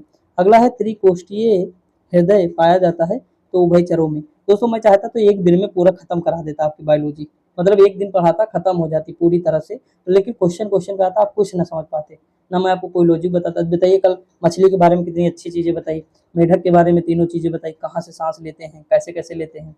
और उसके बाद फिर मैंने आपको केचुए के बारे में भी बताया था। आज देखिए 2-3 चीजें बताई। तो इस तरह कल मैंने ठंडी गर्मी के बारे में बताया, तो कई सारे कॉन्सेप्ट कल भी बताए थे, आज भी बता रहा हूँ। तो इससे क्या होगा दोस्तों, आपको माइंड डेवलप होगा थोड़ा, समझ में कि नहीं। और सारी चीजें मैं अपने पास से नहीं बता रहा हूँ, सारी एनसीईआरटी है दोस्तों। कक्षा 6 से 12 तक जितना भी दिया है पोर्शन सब वहीं का है, कहीं मैं अलग से नहीं बता रहा हूँ। और सोच लीजिए एनसीईआरटी से आगे क्वेश्चन आए ही नहीं, सारे दिए हुए हैं एनसीईआरटी में, ऐसा नहीं ये अलग से क्वेश्चन आए हुए हैं दोस्तों। बस जरूरत है तो हमें अच्छे से पढ़ने की है, समझ में कि नहीं। यहाँ लिखा है त्रिकोष्ठीय हृदय पाया जाता है उभयचरों में। जब रक्त कार्य करना बंद कर देता है तो रक्त में नत्रजनित, देखिए दोस्तों यहाँ भी इसका मतलब क्या है, अपशिष्ट पदार्थ का संचय होता है। अगला है रक्त समूह की खोज किसने की थी, रक्त समूह की यानी ब्लड ग्रुप की खोज किसने की थी, कार्ल एंड स्टीनर। अगला दिया, एक मनुष्य दुर्घटनाग्रस्त हो जाता है और उसे रक्तदान यानी ट्रांसफ्यूजन की आवश्यकता होती है, किंतु उसके रक्त समूह का परीक्षण करने का समय नहीं है, उसे कौन सा रक्त देना चाहिए, वो दे दो। कौन सा, ब्लड ग्रुप ओ। अगला है मानव रक्तदान के लिए सर्वाधिक दाता यानी यूनिवर्सल डोनर कौन है, तो ओ समूह है दोस्तों। थ्रोम्बिन का संबंध है तो रक्त जमाव से है। अगला दिया है, जब रक्त में ऑक्सीजन की सांद्रता में कमी आती है तो श्वास की गति क्या होती है, बढ़ जाती है। लिखा है, यह हृदय स्पंदन को सामंजित करता है यानी गति प्रेरक। अगला, मनुष्य के शरीर में रक्त प्रवाह की गति के मापन में उपयोग किया जाता है रेडियो सोडियम का। लिखा है, हृदय की धड़कन नियंत्रित करने के लिए आवश्यक खनिज कौन सा है, पोटेशियम है दोस्तों। अगला दिया, डब्ल्यूबीसी का बनना तथा आरबीसी का विनाश कहाँ, तो ये प्लीहा में होता है। अगला, एक ऐसा कृत्रिम रक्त जो प्लास्टिक रक्त की किस्म है जिसे किसी मरीज को उसके रुधिर ग्रुप का विचार किए बिना दिया जाता है, को बनाया तो ब्रिटेन के वैज्ञानिकों ने। अगला क्वेश्चन, यदि माता पिता के रक्त समूह ए तथा ए बी हो तो नवजात शिशु में क्या हो, असंभव है, तो सीधी सी बात ओ नहीं होगा दोस्तों। ठीक। अगला दिया, रक्त के हीमोग्लोबिन के साथ अनुकर्मणीय संश्लिष्ट बनाता है तो ये बनाता है कार्बन मोनोऑक्साइड। आगे अगर हम बात करें, रक्त के हीमोग्लोबिन के साथ अपरिवर्तनीय जटिल संबंध बनाता है तो कार्बन मोनोऑक्साइड। अगला, ऐसा माना जाता है कि शरीर में कोलेस्ट्रॉल जमा होने से होता है हृदय विकार। अगला, ऊंचे पर्वतीय क्षेत्रों में नाक से रक्त बहने लगता है क्योंकि रुधिर कोशिका नली का दबाव बाहर के दबाव से अधिक होता है दोस्तों। इसी तरह सेम क्वेश्चन दोस्तों, यहाँ जैसे रक्त बहता है ना तो वहाँ पेन की स्याही था, मतलब जब हम ऊंचाई पर जाते हैं तो पेन की स्याही बहने लगती है क्योंकि वहाँ दाब कम हो जाता है हमारा, समझ में कि नहीं। तो ये दोस्तों पता है, ये क्वेश्चन पूछा गया था आरओ एआरओ में, मेरी शिफ्ट का पहली क्वेश्चन था, मतलब सॉरी मेरी शिफ्ट का नहीं, यानी मेरे पेपर का पहले क्वेश्चन यही था दोस्तों जो लीक हुआ था ना। तो मैंने बताया भी आपको कई बार, तो इसी तरह सेम होता है, बस कॉन्सेप्ट में क्या थोड़ा सा चेंज हो जाता है, तो थोड़ा समझिएगा आप लोग। बाकी फिजिक्स में तो बताया ही मैंने। देखा है रुधिर वर्णिका, अब देखिए दोस्तों रुधिर वर्णिका कठिन वर्ड है कि नहीं, लेकिन हीमोग्लोबिन सब समझ रहे हैं। तो अगर हिंदी के पीछे ज्यादा पढ़ोगे ना तो बर्बाद हो जाओगे, ये समझ लो। देखिए वनडे में तो चल जाएगा काम, किसी तरह से मैनेज कर लेंगे हम लोग, लेकिन जब भी आप बड़ी परीक्षा करें तो दोस्तों दोनों मीडियम आप चुन लीजिए बाइलिंगुअल, यानी जब टीचर पढ़ाएगा आपको तो दोनों लैंग्वेज में जो बताए ना, जैसे हेडिंग बताए या कोई वर्ड बताए, जैसे हीमोग्लोबिन पढ़ा रहा होगा जब बंदा, या मतलब सामने वाला जब टीचर पढ़ा रहा होगा तो वो क्या मतलब उसमें दोनों लैंग्वेज लिख रहे होंगे ना, तो आप दोनों लैंग्वेज को नोट कर लीजिएगा क्योंकि ये आपकी रिस्पॉन्सिबिलिटी है, समझाएंगे नहीं। लिखा है कि हीमोग्लोबिन में जो धातु पाई जाती है ऊपर लोहा पाया जाता है। देखिए हीम मतलब क्या होता है, लौह तत्व, हीम में क्या है, लौह तत्व, और ग्लोबिन क्या है, प्रोटीन है दोस्तों, समझा कि नहीं। अगला, भारत में पहला सफल हृदय प्रत्यारोपण किया था तो किसने, डॉक्टर वेणु गोपाल ने।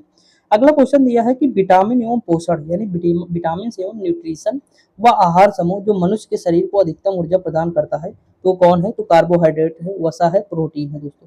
अगला है वह विटामिन जो जल में घुलनशील है, कौन सा है? विटामिन बी और विटामिन सी है दोस्तों। क्या है? Vitamin B, vitamin C. यानी देखिए इसका एक तो तरीका है गई भैंस पानी में, कुमार गौरव सर से सुने होंगे आप, बहुत सारा सुने होंगे, गई भैंस पानी में BC। ठीक, मैं आपको एक अलग तरीका बता दे रहा हूँ। देखिए मैं एक अपनी ट्रिक बता दे रहा हूँ, बात बराबर हो जाएगी, वो भी सही है जैसे याद हो जाए। लेकिन WBC लिख लीजिए। अब WBC जानते हैं, W से क्या हो जाएगा? वाटर, वाटर मतलब जल, तो जल में घुलनशील विटामिन क्या बचेगा? BC। समझा कि नहीं? तो आप कोई भी वो भी तरीका अच्छा है, आप जो मन कहे आपका कर दें, तो दो तरीका आपको मिल गए। लिखा है विटामिन, ये क्या है? कैरोटीन है दोस्तों, एंजाइम पेप्सिन होता है, हार्मोन प्रोजेस्टेरोन होता है और प्रोटीन कैराटीन होता है। विटामिन ए का रासायनिक नाम रेटिनॉल होता है। कौन सा रोग होता है? रतौंधी होता है, जीरोप्थैल्मिया होता है दोस्तों, दोनों रोग याद रखेंगे। विटामिन ए की खोज मैकुलम ने की थी। शरीर के उचित विकास के लिए अनिवार्य होते हैं तो विटामिन। दोस्तों मैं आपको बता दूं, PCS जैसे एग्जाम, PCS या RO जितनी भी परीक्षा होती है, विटामिन से एक क्वेश्चन 100% पक्का रहता है। इस बार मैंने विटामिन एक दिन पहले करा था, RO की परीक्षा से पहले, वहां से 2 क्वेश्चन आ गए थे। आप सोच सकते हैं कि मतलब एक दिन पहले करा, उसमें जो है ऑप्शन के थ्रू आए थे, तो मतलब ए सही है कि बी सही है, और मिलान करने के लिए भी आया था। दोस्तों जो एक दिन पहले पढ़ाया था, और विटामिन के केवल छोटे से मतलब 4, मुझे लगता है 2 पेज रहे होंगे, शायद ही 2 पेज थे, उसी में सारी चीजें आ गई थी। और मैंने तरीका भी बताया था कैसे आप याद करेंगे, कैसे आपको लॉजिक दिया था कि रेटिनॉल कैसे याद करेंगे और सारी चीजें कैसे याद करेंगे। समझा कि नहीं? तो ये दोस्तों समझिएगा आप लोग कि मतलब हमें कैसे याद करना है। समझा कि नहीं? तो ये है दोस्तों, ये सब टॉपिक नोट कर लीजिए। जैसे देखिए मैं आपको कुछ हिंट दिए दे रहा हूँ। जैसे पॉलिटी में क्या याद करना, अनुच्छेद हमें लगभग 100 आर्टिकल पता हो, मतलब राष्ट्रपति तक तो हमें पता हो, 61 तक पूरी तरह से पता होने चाहिए, 1 से लेकर 61 तक, कहीं से भी आ सकता है। ठीक, उसके बाद बीच बीच में पता हो, जैसे आर्टिकल 75 पता हो, 80, 79, 81 पता हो, फिर 83 पता हो, 95 पता हो, 108 पता हो, 101 पता हो। तो मतलब इस तरह जो है 110 है, बहुत इंपॉर्टेंट है, 117 मोस्ट इंपॉर्टेंट, 112 है, 124 है। देखिए दोस्तों मैं आपको एक चीज बताता हूँ, देखिए यहाँ समझिएगा, थोड़ा ध्यान दीजिएगा। जैसे 124 में क्या है? सुप्रीम कोर्ट है। 124 में क्या है? ये सुप्रीम कोर्ट का क्या है? सुप्रीम कोर्ट है, आपको पता है न्यायालय है। 2 हम आगे ले आए तो क्या हो जाएगा? 214 हो जाएगा। ये क्या हो जाएगा? हाई कोर्ट हो जाएगा। हो जाएगा कि नहीं? लेकिन दोस्तों देखिए एक चीज और मैंने इसमें देखा था, क्या देखा था, शायद मुझे लगता है कि 4 आगे लाना पड़ेगा, तो ये हो जाएगा 241 हो जाएगा, शायद कि मैं बता रहा हूँ, आप लोग देख लीजिएगा दोस्तों। इसी में मतलब एक ही चीज याद कर लो, इसी में आगे पीछे संख्या करो, तो ये केंद्र शासित प्रदेश का मतलब हाई कोर्ट हो जाएगा। समझ में कि नहीं? आप देख रहे हो, मतलब ये देखिए अलग टॉपिक है, मैं बता रहा हूँ दोस्तों, लेकिन मतलब आपको समझा रहा हूँ कि कैसे मतलब हमें याद करना होता है कोई चीज। जैसे भाग है, ये इंपॉर्टेंट हो जाएगा, आर्टिकल कुछ है इंपॉर्टेंट हो जाएगा, अनुसूची इंपॉर्टेंट है, लोकसभा की सीटें इंपॉर्टेंट हैं, ठीक, विधानसभा की सीटें पता हो पूरे राज्य की, ये इंपॉर्टेंट है। तो कुछ इस तरह के जैसे समितियां जितनी हुई हमारी, जैसे मैंने आपको तो बताया था, जैसे बलवंत राय मेहता समिति, अशोक मेहता समिति, ये सारी पंचायती राज व्यवस्था से संबंधित जितनी भी चीजें हैं, तो आप देखेंगे, जैसे मैंने रियल बताऊं तो मतलब RO के समय मैंने क्या किया था, जैसे लगभग 100 टॉपिक मैंने नोट किए, 100 टॉपिक के मैंने 50 से 60 मतलब जो टॉपिक थे उसके प्रॉपर नोट्स बना लिए। अब जब नोट्स बना लिए, यकीन मानिए उसी 50-60 टॉपिक से 20 क्वेश्चन आए थे में दोस्तों, मेरे पास रखा हुआ, मैं वही बार बार रिवीजन किया करता हूँ, और उसी में बार बार मैं ट्रिक बनाया करता हूँ, वही रिवीजन किया करता हूँ, आराम से काम हो जाता है। अब बताइए RO में भी वही काम दे देगा, PCS में भी काम दे देगा ना। तो 200-300 टॉपिक ऐसे आप नोट करिए प्रैक्टिस सेट के थ्रू, कि मैं इतना अगर कर लिया ना तो मेरा 50% तो कवर हो जाए यहीं से, बाकी बचा 50% तो बुक पढ़ो, नोट्स पढ़ो, वहां भी कवर हो जाएगा 70% तक। यानी 20% और 50%, ये 70% हो गया, 10% इधर उधर तुक्का मार के आप सही कर लेंगे, 80%, इससे ज्यादा जाती नहीं कट ऑफ। लेकिन वर्तमान में वनडे में कुछ कहा नहीं जा सकता, वनडे में तो 90% चली जाती है ना। तो ये चीज है दोस्तों, टाइम ले लिया उसके लिए क्षमा चाहता हूँ, नहीं तो आप कमेंट में गुस्सा हो जाए बाई चांस, मैं समझाना भी मेरा फर्ज है ना दोस्तों, केवल पढ़ाते रहना थोड़ो है। अब हम आगे बढ़ते हैं दोस्तों, यहाँ तक हमने देख लिया विटामिन। देखा शरीर के उचित विकास के लिए अनिवार्य होता है तो विटामिन होता है। सामान्य दृष्टि के लिए विटामिन आवश्यक होते हैं तो रेटिनॉल। दृष्टि देखिए रतौंधी किससे होती है? विटामिन ए की कमी से। इसीलिए तो विटामिन ए डायरेक्ट नहीं दिया यहाँ पे दोस्तों, थोड़ा क्वेश्चन तो घुमा दिया। देखिए सामान्य दृष्टि के लिए विटामिन आवश्यक। अब दोस्तों बताइए आप, अगर यहाँ रेटिना न लगा होता, अगर ऑप्शन आपको 4 दिए जाते, देखिए कल कम्युनिटी पोस्ट में यही क्वेश्चन डालेंगे, देखना दोस्तों बहुत सारे लोग गलत करेंगे। समझा कि नहीं? तो ये रेटिनॉल है, विटामिन ए डायरेक्ट नहीं दिया, उसका रासायनिक नाम दे दिया। देखा वह पदार्थ, वह खाद्य पदार्थ जो सभी आवश्यक एमिनो अम्ल का सर्वोत्तम है, तो वो अंडा है दोस्तों। देखिए दोस्तों, जो प्रोटीन हमारा बनता है वो 20 अमीनो अम्ल से बनता है, 10 हमारे शरीर में होते हैं ऑलरेडी, 10 हमें बाहर से लेने पड़ते हैं। समझ में आया कि नहीं? तो ये याद रखेंगे। आपको एक और चीज बता दूं, अब आई ही बात तो वायरस के बारे में बता दूं। देखिए वायरस का जो ये बाहर होता है ना, ये किससे बना होता है? तो ये होता है वसा से। किससे? वसा से। इसमें छोटे छोटे स्पाइक आप देखे होंगे दोस्तों, छोटे छोटे स्पाइक देखे होंगे इस तरह के। कोरोना वायरस में आपको देखे होंगे बहुत सारे इस तरह छोटे छोटे ये स्पाइक हैं, इसे क्या बोलते हैं? स्पाइक। ये किसके बने होते हैं? तो ये प्रोटीन के होते हैं। क्या होते हैं? प्रोटीन होते हैं। इसमें एक इस तरह संरचना होती है, वो क्या होती है? आरएनए होती, और एक द्विकुंडलित होती है, वो आरएनए होती। तो वायरस किससे बनता है? देखिए दोस्तों, वायरस बनता है डीएनए, ठीक, आरएनए, डीएनए होगा या आरएनए होगा या दोनों हो सकता है, प्लस प्रोटीन होगा, ठीक, प्लस वायरस होगा। दोस्तों हो सकता है किसी को पता हो, लेकिन बहुत ज्यादा बच्चों को नहीं पता होगा। नोट कर लीजिए, क्वेश्चन हूबहू आएगा और आता भी है, ऐसा नहीं कि नहीं आता है। तो ये है। आगे बढ़े। विटामिन ए रिकेट्स रोग, सॉरी विटामिन डी की कमी से रिकेट्स रोग होगा। देखिए इसका मतलब होता है कैल्सीफेरॉल, ठीक, हड्डियां कमजोर हो जाती हैं रिकेट्स में। विटामिन के से रक्तस्राव होगा, ऐठन होगा, हीमोफोलिया मोस्ट इंपॉर्टेंट है, थायमीन बेरी बेरी होगा, नियासिन पेलाग्रा रोग होगा। आगे अगर हम बढ़े, दूध, चीज व अंडे विटामिन के स्रोत हैं ए एवं डी। लिखा प्रतिरक्षी प्रोटीन जो कोशिकाओं की विषाणु संक्रमण से रक्षा करता है, इंटरफेरॉन। अगला है गाय के दूध में होता है कैसीन प्रोटीन। सूक्ष्म पोषक तो नहीं है तो कैल्शियम। फंग के आविष्कार किए थे विटामिन की, फंग नहीं विटामिन का। हमारे शरीर में निर्माण नहीं होता है तो किसका नहीं होता? विटामिन ए का। विटामिन ई का महत्वपूर्ण स्रोत क्या है? गेहूं अंकुर का तेल है। जल में घुलनशील विटामिन बी सी है। अस्थि एवं दांतों के निर्माण एवं मजबूती के लिए आवश्यक नहीं है तो कैल्शियम। अगला शरीर में भंडारित नहीं होता है तो विटामिन सी। अगला है कि विटामिन ए का प्रचुरतम स्रोत है तो आम है दोस्तों। आगे अगर हम बात करें, मानव शरीर में विटामिन ए संचित कर रहता है तो यकृत में रहता है, विटामिन ए संचित। मोस्ट इंपॉर्टेंट है दोस्तों, वनडे में कई बार पूछ लिया, और जो कि पीसीएस का ही क्वेश्चन है जो मूव किया करता है इधर उधर। अगला दिया है वह तत्व जो समुद्र में बहुतायत से प्राप्त होता है और एक विशिष्ट कमी वाली व्याधि में दिया जाता है, वो आयोडीन। दोस्तों आयोडीन पता है सी फूड से बहुत ज्यादा होता है, यानी समुद्री भोजन से बहुत मात्रा में पाया जाता है। अगला दिया है उन देशों में जहाँ के लोगों का मुख्य खाद्यान्न पॉलिश किया हुआ चावल होता है तो उससे क्या पीड़ित हो गए? बेरी बेरी से प्रभावित हो जाएंगे। ठीक दोस्तों, टाइम देखें, ठीक है अभी पढ़ाते हैं। देखिए यहाँ लिखा है कि दोस्तों पता है मैं सुबह वीडियो नहीं बना पाया, लाइब्रेरी चला गया, लाइब्रेरी से जस्ट आया हूँ अभी 6 बजे के आसपास, तुरंत वीडियो बनाने बैठ गया क्योंकि प्रॉमिस किया था कि 7:30 बजे वीडियो पब्लिश करूंगा। तो सोच लीजिए मतलब तुरंत वीडियो बनाने लगा। तो ये सारी चीज़ें होती हैं दोस्तों, मुझे भी बहुत सारा काम रहता है, मैं आपको बता नहीं सकता कितना काम रहता है, बहुत सारा। मेरा पेपर मेरे भी लगे हुए हैं, आपके भी होंगे मानता हूँ, इसलिए थोड़ा कम टाइम दे पा रहा हूँ, लेकिन फिर भी दिक्कत नहीं है। अभी जैसे जैसे थोड़ा शेड्यूल मतलब एडजस्ट करेंगे इधर उधर, थोड़ा ठंडी आ जाएगी, रात बड़ी हो जाएगी, फिर हमें टाइम मिल जाएगा रात में वीडियो बनाने का, तो हम रात में आराम से वीडियो बना लेंगे। क्योंकि दोस्तों क्या होता है ना, रूम में 2-3 लोग रहते हैं, जैसे 2 लोग रहते हैं तो एक लोग अगर सो रहे हैं तो वीडियो बना ना पाओ, तो ये सारी समस्याएं होती है छोटी मोटी, तभी वीडियो नहीं बना पाता हूँ। नहीं तो डेली में बना दूँ अगर अकेले रहूँ तो, अकेले रहता नहीं हूँ, यही दिक्कत है ना। तो ये सारी चीजें हैं, बाकी कोई दिक्कत नहीं, आप लोग पढ़ते रहिए बस। आप मतलब देखिए, आप कोई भी चीज पढ़नी तो आप कमेंट कर दिया करिए कि मुझे ये पढ़ना, तो मैं उसके लिए मतलब सिस्टम बना लूंगा। अभी ये बुक कंप्लीट हो जाएगी तो मैं अपने तरीके से पढ़ाऊंगा, तो कोई दूसरी बुक पढ़ा दूंगा।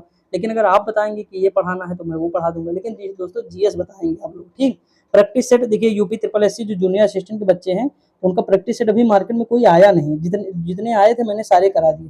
अगर टोह कोई करा अभी रहा तो पुराने हैं दोस्तों, न्यू में कोई नहीं आया अभी 2024 का। तो 2024 का मैं सोच रहा हूँ आ जाए प्रैक्टिस सेट, तो दोबारा से सारे करा देंगे, चाहे वो चच्छू हो हमारा या मतलब और कोई जो भी होंगे, मैं सारे करा दूंगा। चच्छू भी कराऊंगा दोस्तों, यकीन मानिए, चच्छू कराऊंगा, घटना चक्र का कोई आएगा वो करा दूंगा, मतलब 5-6 प्रैक्टिस सेट तो जरूर करा दूंगा पूरे कंप्लीट ना। तो टेंशन ना लीजिए, बस आप पढ़ते रहिए। प्रोटीन की अधिकतम मात्रा पाई जाती है तो सोयाबीन में दोस्तों। अगला है कि साइनोकोबालामिन विटामिन B12। पता है 100 ग्राम प्रोटीन मतलब 100 ग्राम जो है सोयाबीन में कितना प्रोटीन होता है? पता है 42 ग्राम प्रोटीन होता है। कितना? 42 ग्राम। 100 ग्राम में 42 ग्राम जो है प्रोटीन होता है। आगे अगर हम बात करें, B12 में मौजूद धातु क्या है? कोबाल्ट है। साइनोकोबालामिन में होता है B12 दोस्तों, विटामिन B12 में। प्रोटीन एकत्रित होता है एमिनो अम्ल में। आगे हम बात करें सहायक आहार कारक कहा जाता है तो विटामिन समूह को कहा जाता है। भोजन एक प्रमुख अंग है कार्बोहाइड्रेट्स। अगला है गाय का दूध पीले सफेद रंग का होता है, जिसका कारण है तो कैसीन के साथ साथ कैरोटीन होता है उसमें। लौह के अवशोषण में मदद करता है विटामिन सी दोस्तों। अगला दिया है प्रोटीन एवं वसा दोनों की प्रचुरता है तो सोयाबीन में। अगला स्कॉर्बिक अम्ल भी कहा जाता है विटामिन सी को। अगला घाव भरने में सहायक है विटामिन सी दोस्तों, खट्टे पदार्थों में भरपूर मात्रा में है। सर्वाधिक विटामिन सी पाया जाता है तो मिर्च में दोस्तों। देखो अगर हम पूछें आप देखिए विकल्प के हिसाब से, मिर्च क्या है? जड़ है, तना है, फूल है, फल है। मिर्च दोस्तों फल है, याद रखेंगे मिर्च क्या है? फल है। ठीक। अगला दिया स्कर्वी रोग के इलाज में उपयोगी है तो आंवला। किसी स्वप्न को पर्याप्त समय तक याद रखने में मददगार करता है विटामिन बी 6। स्वप्न याद ही क्यों रखना है लंबे समय तक दोस्तों? हमें तो मूवी वाले सपना आते हैं दोस्तों, अजीबो गरीब आ जाते हैं, पता ही नहीं चलता है।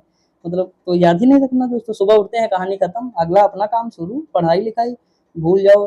देखा थायमीन है तो विटामिन बी 1 है। अगला वसा के देखिए उपापचयी होना चाहिए दोस्तों, क्रम में मिलती है तो अधिकतम ऊर्जा मिलती है। प्रति ग्राम सबसे अधिक कैलोरी होती है तो वसा में, मैंने अभी बताया 9.2 किलो कैलोरी होती है। ठीक। प्रति ग्राम की बात किया था, 1 ग्राम में मैंने। और कार्बोहाइड्रेट्स में कितनी होती है? 4.2 किलो कैलोरी। देखिए ये मैं इसलिए बता रहा हूँ, कभी कभी डायरेक्ट पूछ लेता दोस्तों। तो दोस्तों देखिए जो जितना भी मैंने बताया है ना, डायरेक्ट क्वेश्चन ना आएगा लेकिन घुमा के आएगा, तब भी आप कर लेंगे आराम से। समझ आए कि नहीं? बहुत सारी चीजें इसीलिए बताएंगे, बस याद रहे आपके माइंड में, तब बहुत बड़ी बात होती है ना दोस्तों। पढ़ना इंपॉर्टेंट नहीं, उसे दिमाग में रखना इंपॉर्टेंट है। अगला बाल जिस प्रोटीन का बना होता है उसे कहते हैं कैरेटीन। क्या कहते हैं? कैरेटीन कहते हैं या केरेटिन कहते हैं। अगला कैल्शियम का सबसे प्रचुर स्रोत है तो क्या है? रागी है। अगला सेब का हृदय रोगियों के लिए विशेष महत्व है क्योंकि ये बड़े स्रोत हैं पोटेशियम के। अगला दिया है कि कोले कैल्सीफेरॉल रासायनिक यौगिक नाम का विटामिन सी का। ये दोस्तों कोले लगाना कोई जरूरी नहीं था, मतलब भड़काने के लिए लगा दिया। कैल्सीफेरॉल आप देखते तो विटामिन डी लगा देते।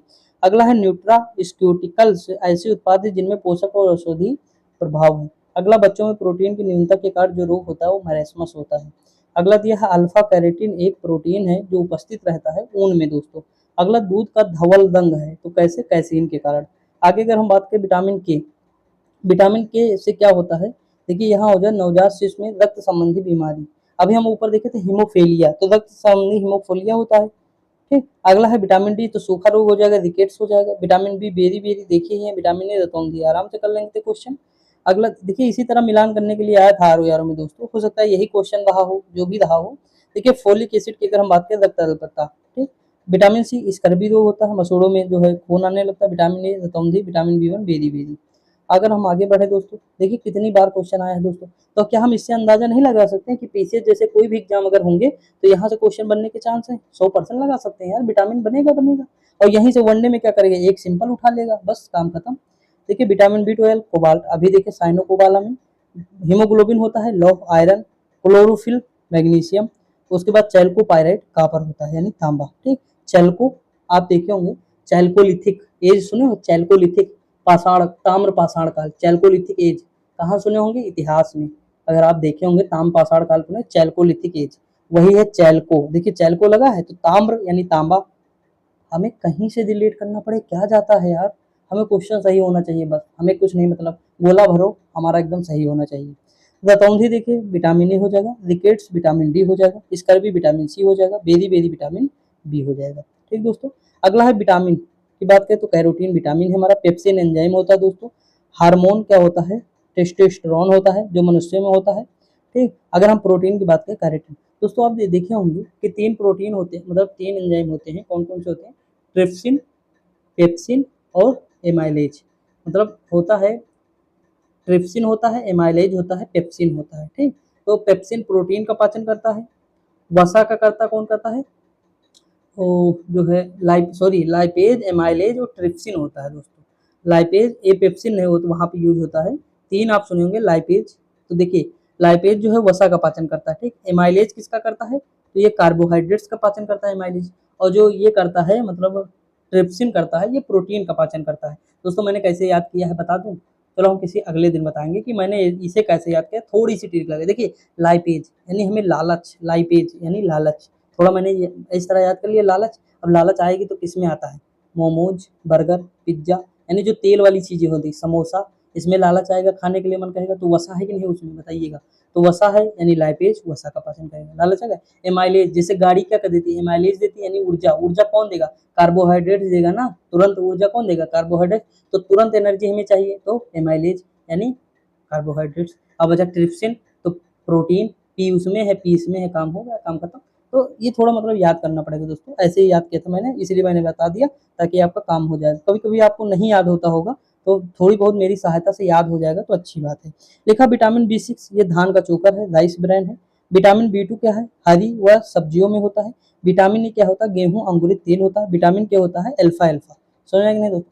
दोस्तों मैं जो चीज़ पढ़ना शुरू कर दूँ, मेरे पास सारे नोट्स हैं, अगर मैं रिवीजन करना शुरू कर दिया 2-3 बार, अगर किसी भी चीज़ को रिवीजन के लिए इतनी ट्रिक मैं उतने में बना दूंगा कि आप सोचते रह जाएंगे कि कितनी ट्रिक बन गई, बहुत सारी बन जाएंगी, चलते चलते बन जाएंगी। तो ये चीज़ होती है दोस्तों, समझते रहिए आप, बस पढ़ते रहिए, कुल मिला के कैसे भी मैं बनाता रहूंगा ट्रिक आपके लिए, ठीक। और कभी कोई चीज़ छुपाता नहीं हो कि मुझे आता है एग्जाम देना तो मैं ही निकालूँ आप ना निकालें, नहीं दोस्तों, आप भी निकालें हम भी निकालेंगे। समझ रहे कि नहीं? आप हमसे बड़े भी हो सकते हैं, हमसे छोटे भी हो सकते हैं, तो हम सब साथ में चलेंगे कुल मिला के। लिखा है रक्त का थक्का बनाने में मदद करता है, तो विटामिन के हो जाएगा। एक पदार्थ जो नवजात शिशु के कल्याण के लिए बहुत मूल्यवान है, जन्म के बाद पहले दिनों में माँ के दूध में उपस्थित रहता है पर उसके बाद नहीं, यह पदार्थ है, तो लिखा है कोलोस्ट्रम का है, किसका, कोलोस्ट्रम। आगे देख लेते हैं विटामिन व पाए जाने वाले तत्व। विटामिन बी12 कोबाल्ट होता है, हीमोग्लोबिन में लोहा होता है, क्लोरोफिल में मैग्नीशियम होता है, चाल्कोपायरेट यानी तांबा। देख ली 2 बार आया क्वेश्चन सेम। अगला दिया है न्यूक्लिक अम्ल यानी आरएनए डीएनए एक घटक है राइबोज का। अब विटामिन सी आंवले में होता है प्रचुर मात्रा में। गेहूं अंकुरित तेल महत्वपूर्ण विटामिन ए। आगे अगर हम बात करें दोस्तों, देखते हैं बेरी बेरी विटामिन बी1 होता है। रक्तस्राव यानी विटामिन के होता है। रतौंधी vitamin A, scurvy vitamin C. अब हम बढ़ते हैं आगे, मानव रोग उपचार तथा उनसे संबंधित उपकरण देख लेते हैं दोस्तों। लिखा है ब्रोसेलोसिस नामक बीमारी का कारक है जीवाणु है दोस्तों। रक्त में की उपस्थिति के कारण ब्लू बेबी सिंड्रोम होता है, तो मेथोमोग्लोबिन के कारण होता है। अगला है राइबोफ्लोविन में कमी से होता है, तो ये क्या होता है, चेलोसिस रोग होता है। वह मच्छर जो मच्छर वाहित नहीं है, निद्रा रोग। अगला है बेसिलस हीमोफिलियस इन्फ्लुएंजा कारक है, तो छोटे बच्चों में मेनिंजाइटिस रोग, मस्तिष्क ज्वर कहते हैं इसे, के स्वरूप का है, निमोनिया का है दूसरा। अगला डेंगू बुखार मच्छर के काटने से होता है, एडीज एवं एशियाई बाघ मच्छर। अगला दिया मिनी माता रोग होता है, मरकरी से होता है, प्रदूषित जल दोस्तों। अगला है यम आरएनए यानी यम का मतलब मैसेंजर आरएनए होता है, RNA ribo nucleic acid vaccine, जिसका उपयोग कोविड-19 संक्रमण के विरुद्ध किया जाता है, तो मॉडर्ना, ठीक दोस्तों। अगला किस प्रकार का टीका डिप्थीरिया से बचाता है, तो टॉप इस वाइड बचाता है, ठीक दोस्तों। अगला क्षय रोग यानी टीबी के परीक्षण हेतु विशिष्ट परीक्षण होता है, मोन्टोक्स का परीक्षण। अगला है जीवाणु जनित रोग है, यक्षमा है दोस्तों, टीबी शायद कहते हैं इसे। अगला है जल जनित रोग है, हैजा हो जाएगा, कॉलरा। टेटनस नामक रोग जाना जाता है लोकजा, ठीक, मतलब लोकजा जबड़े में होता है। अगला है एक जबड़ा बंद इसे कहते हैं। अगला एक जीवाणु जनित रोग है, तो टिटनेस है दोस्तों। वायरस द्वारा नहीं उत्पन्न होता, डिप्थीरिया। ट्रिपल एंटीजन वैक्सीन नवजात शिशु को लगाई जाती है, कोकर खांसी, टिटनेस, डिप्थीरिया से प्रतिरक्षित करने के लिए। अगला क्वेश्चन अगर हम बात करें दोस्तों, क्या है बीसीजी, मैंने इसका मतलब बताया था, इंसेफेलो यानी मस्तिष्क होता है, जन्म के तुरंत बाद होता है। बीसीजी सॉरी, इसका होता है बीसीजी। देखिए बीसीजी टीका होता है ना दोस्तों, ये मतलब कुकुर खांसी, ये जो अभी देखे हम ऊपर, बीसीजी टीका होता है, नवजात में लगाया जाता है, ये तुरंत बाद लगाता है, जन्म के तुरंत बाद, ठीक दोस्तों। इसका अच्छे नाम है, मुझे याद नहीं आ रहा है दोस्तों, मेरे माइंड से उतरा हुआ है तुरंत, मतलब याद हो जाएगा तो बता देंगे, कल जब हम कराएंगे तो बता देंगे। एक वायरस होता है, तो हेपेटाइटिस होता है दोस्तों। हेपेटाइटिस बी क्या है, तो ये किससे होता है, वायरस से होता है, ठीक, लीवर में होता है। अगला हेपेटाइटिस रोग से मनुष्य शरीर का सीधा प्रभावित होने वाला अंग क्या है, यकृत यानी लीवर। यकृत रोग हेपेटाइटिस बी का कारक है, तो डीएनए वायरस है। डेंगू बुखार में मानव शरीर में कमी हो जाती है, तो प्लेटलेट्स की। सुअरों को मानव रिहायशी क्षेत्र से दूर रखना सहायक है, यानी जापानी एंसेफेलाइटिस के। बर्ड फ्लू विषाणु है, H5N1। अगला पोलियो का टीका की खोज की जाने हो, तो यानी कौन किया था, जोन्स सॉल्क। अगला प्रतिजैविक यानी एंटीजन द्वारा निदान नहीं किया जाता खसरा का। पोलियो और बर्ड फ्लू बीमारियों का कारण है विषाणु। अगला है कि हाइड्रोफिया होता है विषाणुओं के द्वारा। एड्स के लिए उत्तरदायी विषाणु कौन है, रिट्रो वायरस है दोस्तों। आगे हम बात करें, वैक्सीनेशन द्वारा नियंत्रित नहीं किया जाता मधुमेह को। अगला अग्न्याशय अंग की कुसंक्रिया के कारण होता है, मधुमेह होता है दोस्तों। अगला दिया है चिकित्सीय भाषा में गोल्डन आवर का संबंध हृदयघात से है। बाईपास सर्जरी की एक नई विधि है मिकॉस। आगे हम बात करें, लिखा बीटा ब्लॉकर एक औषधि है बचने हेतु हृदयाघात।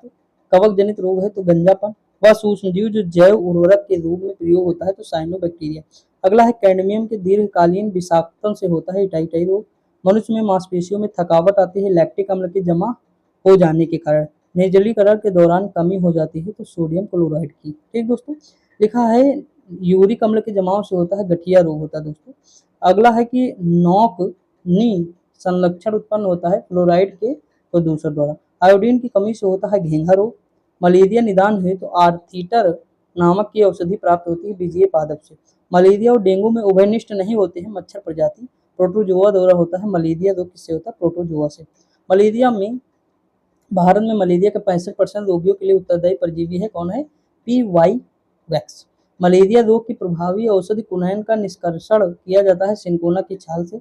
निद्रा रोग नामक बीमारी होती है ट्रिपैनोसोमा नामक एक कोशिकीय जीवन से। शरीर के अंदर लौह की कमी से उत्पन्न होने वाला रोग है रक्तहीनता। वह रेडियो समस्थानिक जिसे परिवहन तंत्र में खून के थक्के का पता लगाने हेतु प्रयोग में लाया जाता है वह है सोडियम 24। अगला दिया रक्त कैंसर ल्यूकीमिया बीमारी की रोकथाम के लिए प्रयोग किए जाने वाला रेडियो समस्थानिक है तो फास्फोरस 32। अगला है ल्यूकेमिया, एक प्रकार का कैंसर है जिसमें असाधारण बढ़ोतरी होती है तो श्वेत रक्त कोशिकाओं की संख्या में। ट्यूमर संसूचित करने में प्रयुक्त रेडियो समस्थानिक है तो आर्सेनिक 74। इलेक्ट्रॉन किरण चिकित्सा एक प्रकार की विकिरण चिकित्सा है जिसके द्वारा उपचार किया जाता है विशेष प्रकार के कैंसर का। एलोवेन मोजेक, मोजेक अगर आ गया तो सीधी सी बात है ये कहाँ रोग होगा? भिंडी में हो जाएगा। ये मोजेक तंबाकू भी होता है दोस्तों, वहां भी हो सकता है। करनाल बंट तो गेहूं में हो जाएगा। सॉरी दोस्तों, टॉपिक कहाँ खत्म होगा, यही हम देखेंगे 9 नंबर तक देखेंगे बस दोस्तों। दोस्तों देखिए मैं वीडियो बनाया था पहले 20 मिनट तक बनाया था, लेकिन उसमें एक दो वर्ड मतलब गलत हो गए थे मुझसे। ब्रीथ इन ब्रीथ आउट वाला जो था उसमें एक्सेल इनहेल ये था तो थोड़ा गलत हो गया था, तो मतलब इंग्लिश गलत हो गई थी। मेरे माइंड में आई थी उस समय, लेकिन मतलब एक दो वर्ड हो गए तो मुझे काट देना पड़ा। वीडियो हटा दिया मैंने वो, जब दोबारा बना तो 20 मिनट वही कम हो जाएगा, नहीं तो ऐड हो जाता तो 1 घंटे बन जाती। कोई दिक्कत नहीं दोस्तों, थोड़ा पढ़िए, अच्छा पढ़िए। सेरेब्रल पाल्सी एक मस्तिष्क संबंधी बीमारी जो सामान्यतः पाया जाता है छोटे बच्चों में।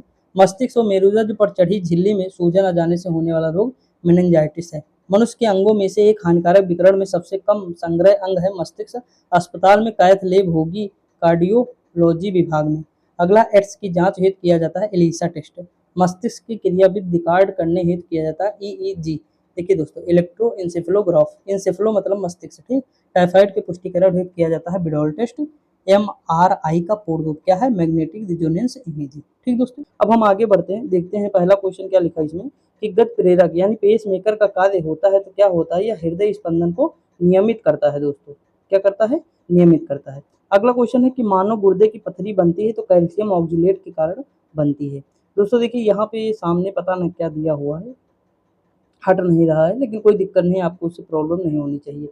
देखिए अगला लिखा है कि यदि कोई मानवीय रोग विश्व के बृहद क्षेत्र में फैलता है तो उसे क्या कहते हैं? तो सीधी सी बात पेंडेमिक कहते हैं। जैसे कोरोना था, पूरे वर्ल्ड में लगभग दोस्तों फैला हुआ था, जितनी भी भूभाग थी हर जगह था लगभग, तो इसीलिए उसे पेंडेमिक कहा गया। अगला क्वेश्चन ऑस्टियोपोरोसिस की पहचान करने के लिए किया जाता है तो बीएमडी परीक्षण। दोस्तों देखिए मैं होता तो क्या लगा था, ऑस्टियोमलेशिया रोग सुने होंगे। ऑस्टियो मतलब होता है हड्डी, क्या होता है? हड्डी से संबंधित यानी बोन। तो बोन देखिए यहाँ बी का मतलब बोन ही होता है दोस्तों, समझ में आया कि नहीं? बीएमडी। अब देखिए इसके आगे का नहीं पता है, लेकिन अगर हम आंसर लगाना चाहते तो आराम से लगा लेते। बाकी पूरा डिटेल जानना हो तो डिटेल आप बाद में जान सकते हैं, लेकिन अगर एग्जाम में हमें करना हो तो बी से अगर बोन अगर आपको थोड़ा सा सेंस होगा तो आराम से मारेंगे आप, समझ में आया कि नहीं? तो थोड़ा बहुत अगर ऐसे लगाते रहेंगे तो काम हो जाएगा। अगला है कि एमनियोसेंटोसिस का एक तरीका है जो बताता है भ्रूण के लिंग को बताता है दोस्तों। अगला दिया है शरीर के गुर्दे को प्रभावित करता है तो ब्राइट्स रोग करता है दोस्तों। क्या करता है? ब्राइट्स रोग। अगला दिया है वातोत्माद यानी हिस्टीरिया रोग सामान्यतः होता है तो जवान महिलाओं में ये रोग होता है। देखिए हिंदी कितनी कठिन है दोस्तों, मैं यही बता रहा हूँ कि बायोलॉजी में मैक्सिमम टर्म आप अगर इंग्लिश में याद कर लेना तो उससे बेटर कुछ नहीं होगा दोस्तों। तो देख लीजिए हिस्टीरिया थोड़ा इजी लग रहा है दोस्तों। अगला दिया ओरल सबम्यूकस फाइब्रेसिस बीमारी का कारण है तो ये क्या है? तंबाकू युक्त गुटखा दोस्तों। अगला क्वेश्चन दिया है यूरोप एवं उत्तरी अमेरिका में बीफ की एक सुरक्षित एवं स्वस्थ खाद्य की छवि को नष्ट किया तो मैड काउ रोग ने नष्ट कर दिया। मैड काउ रोग का कारक है तो प्रियांश है, क्या है? प्रायांश। दोस्तों अब ये क्या है? ये रोग कारक है, लेकिन अब ये क्या है एक्चुअली किसी को नहीं पता है, ठीक। देखिए किसी न किसी को तो पता ही होगा, लेकिन मुझे नहीं पता है।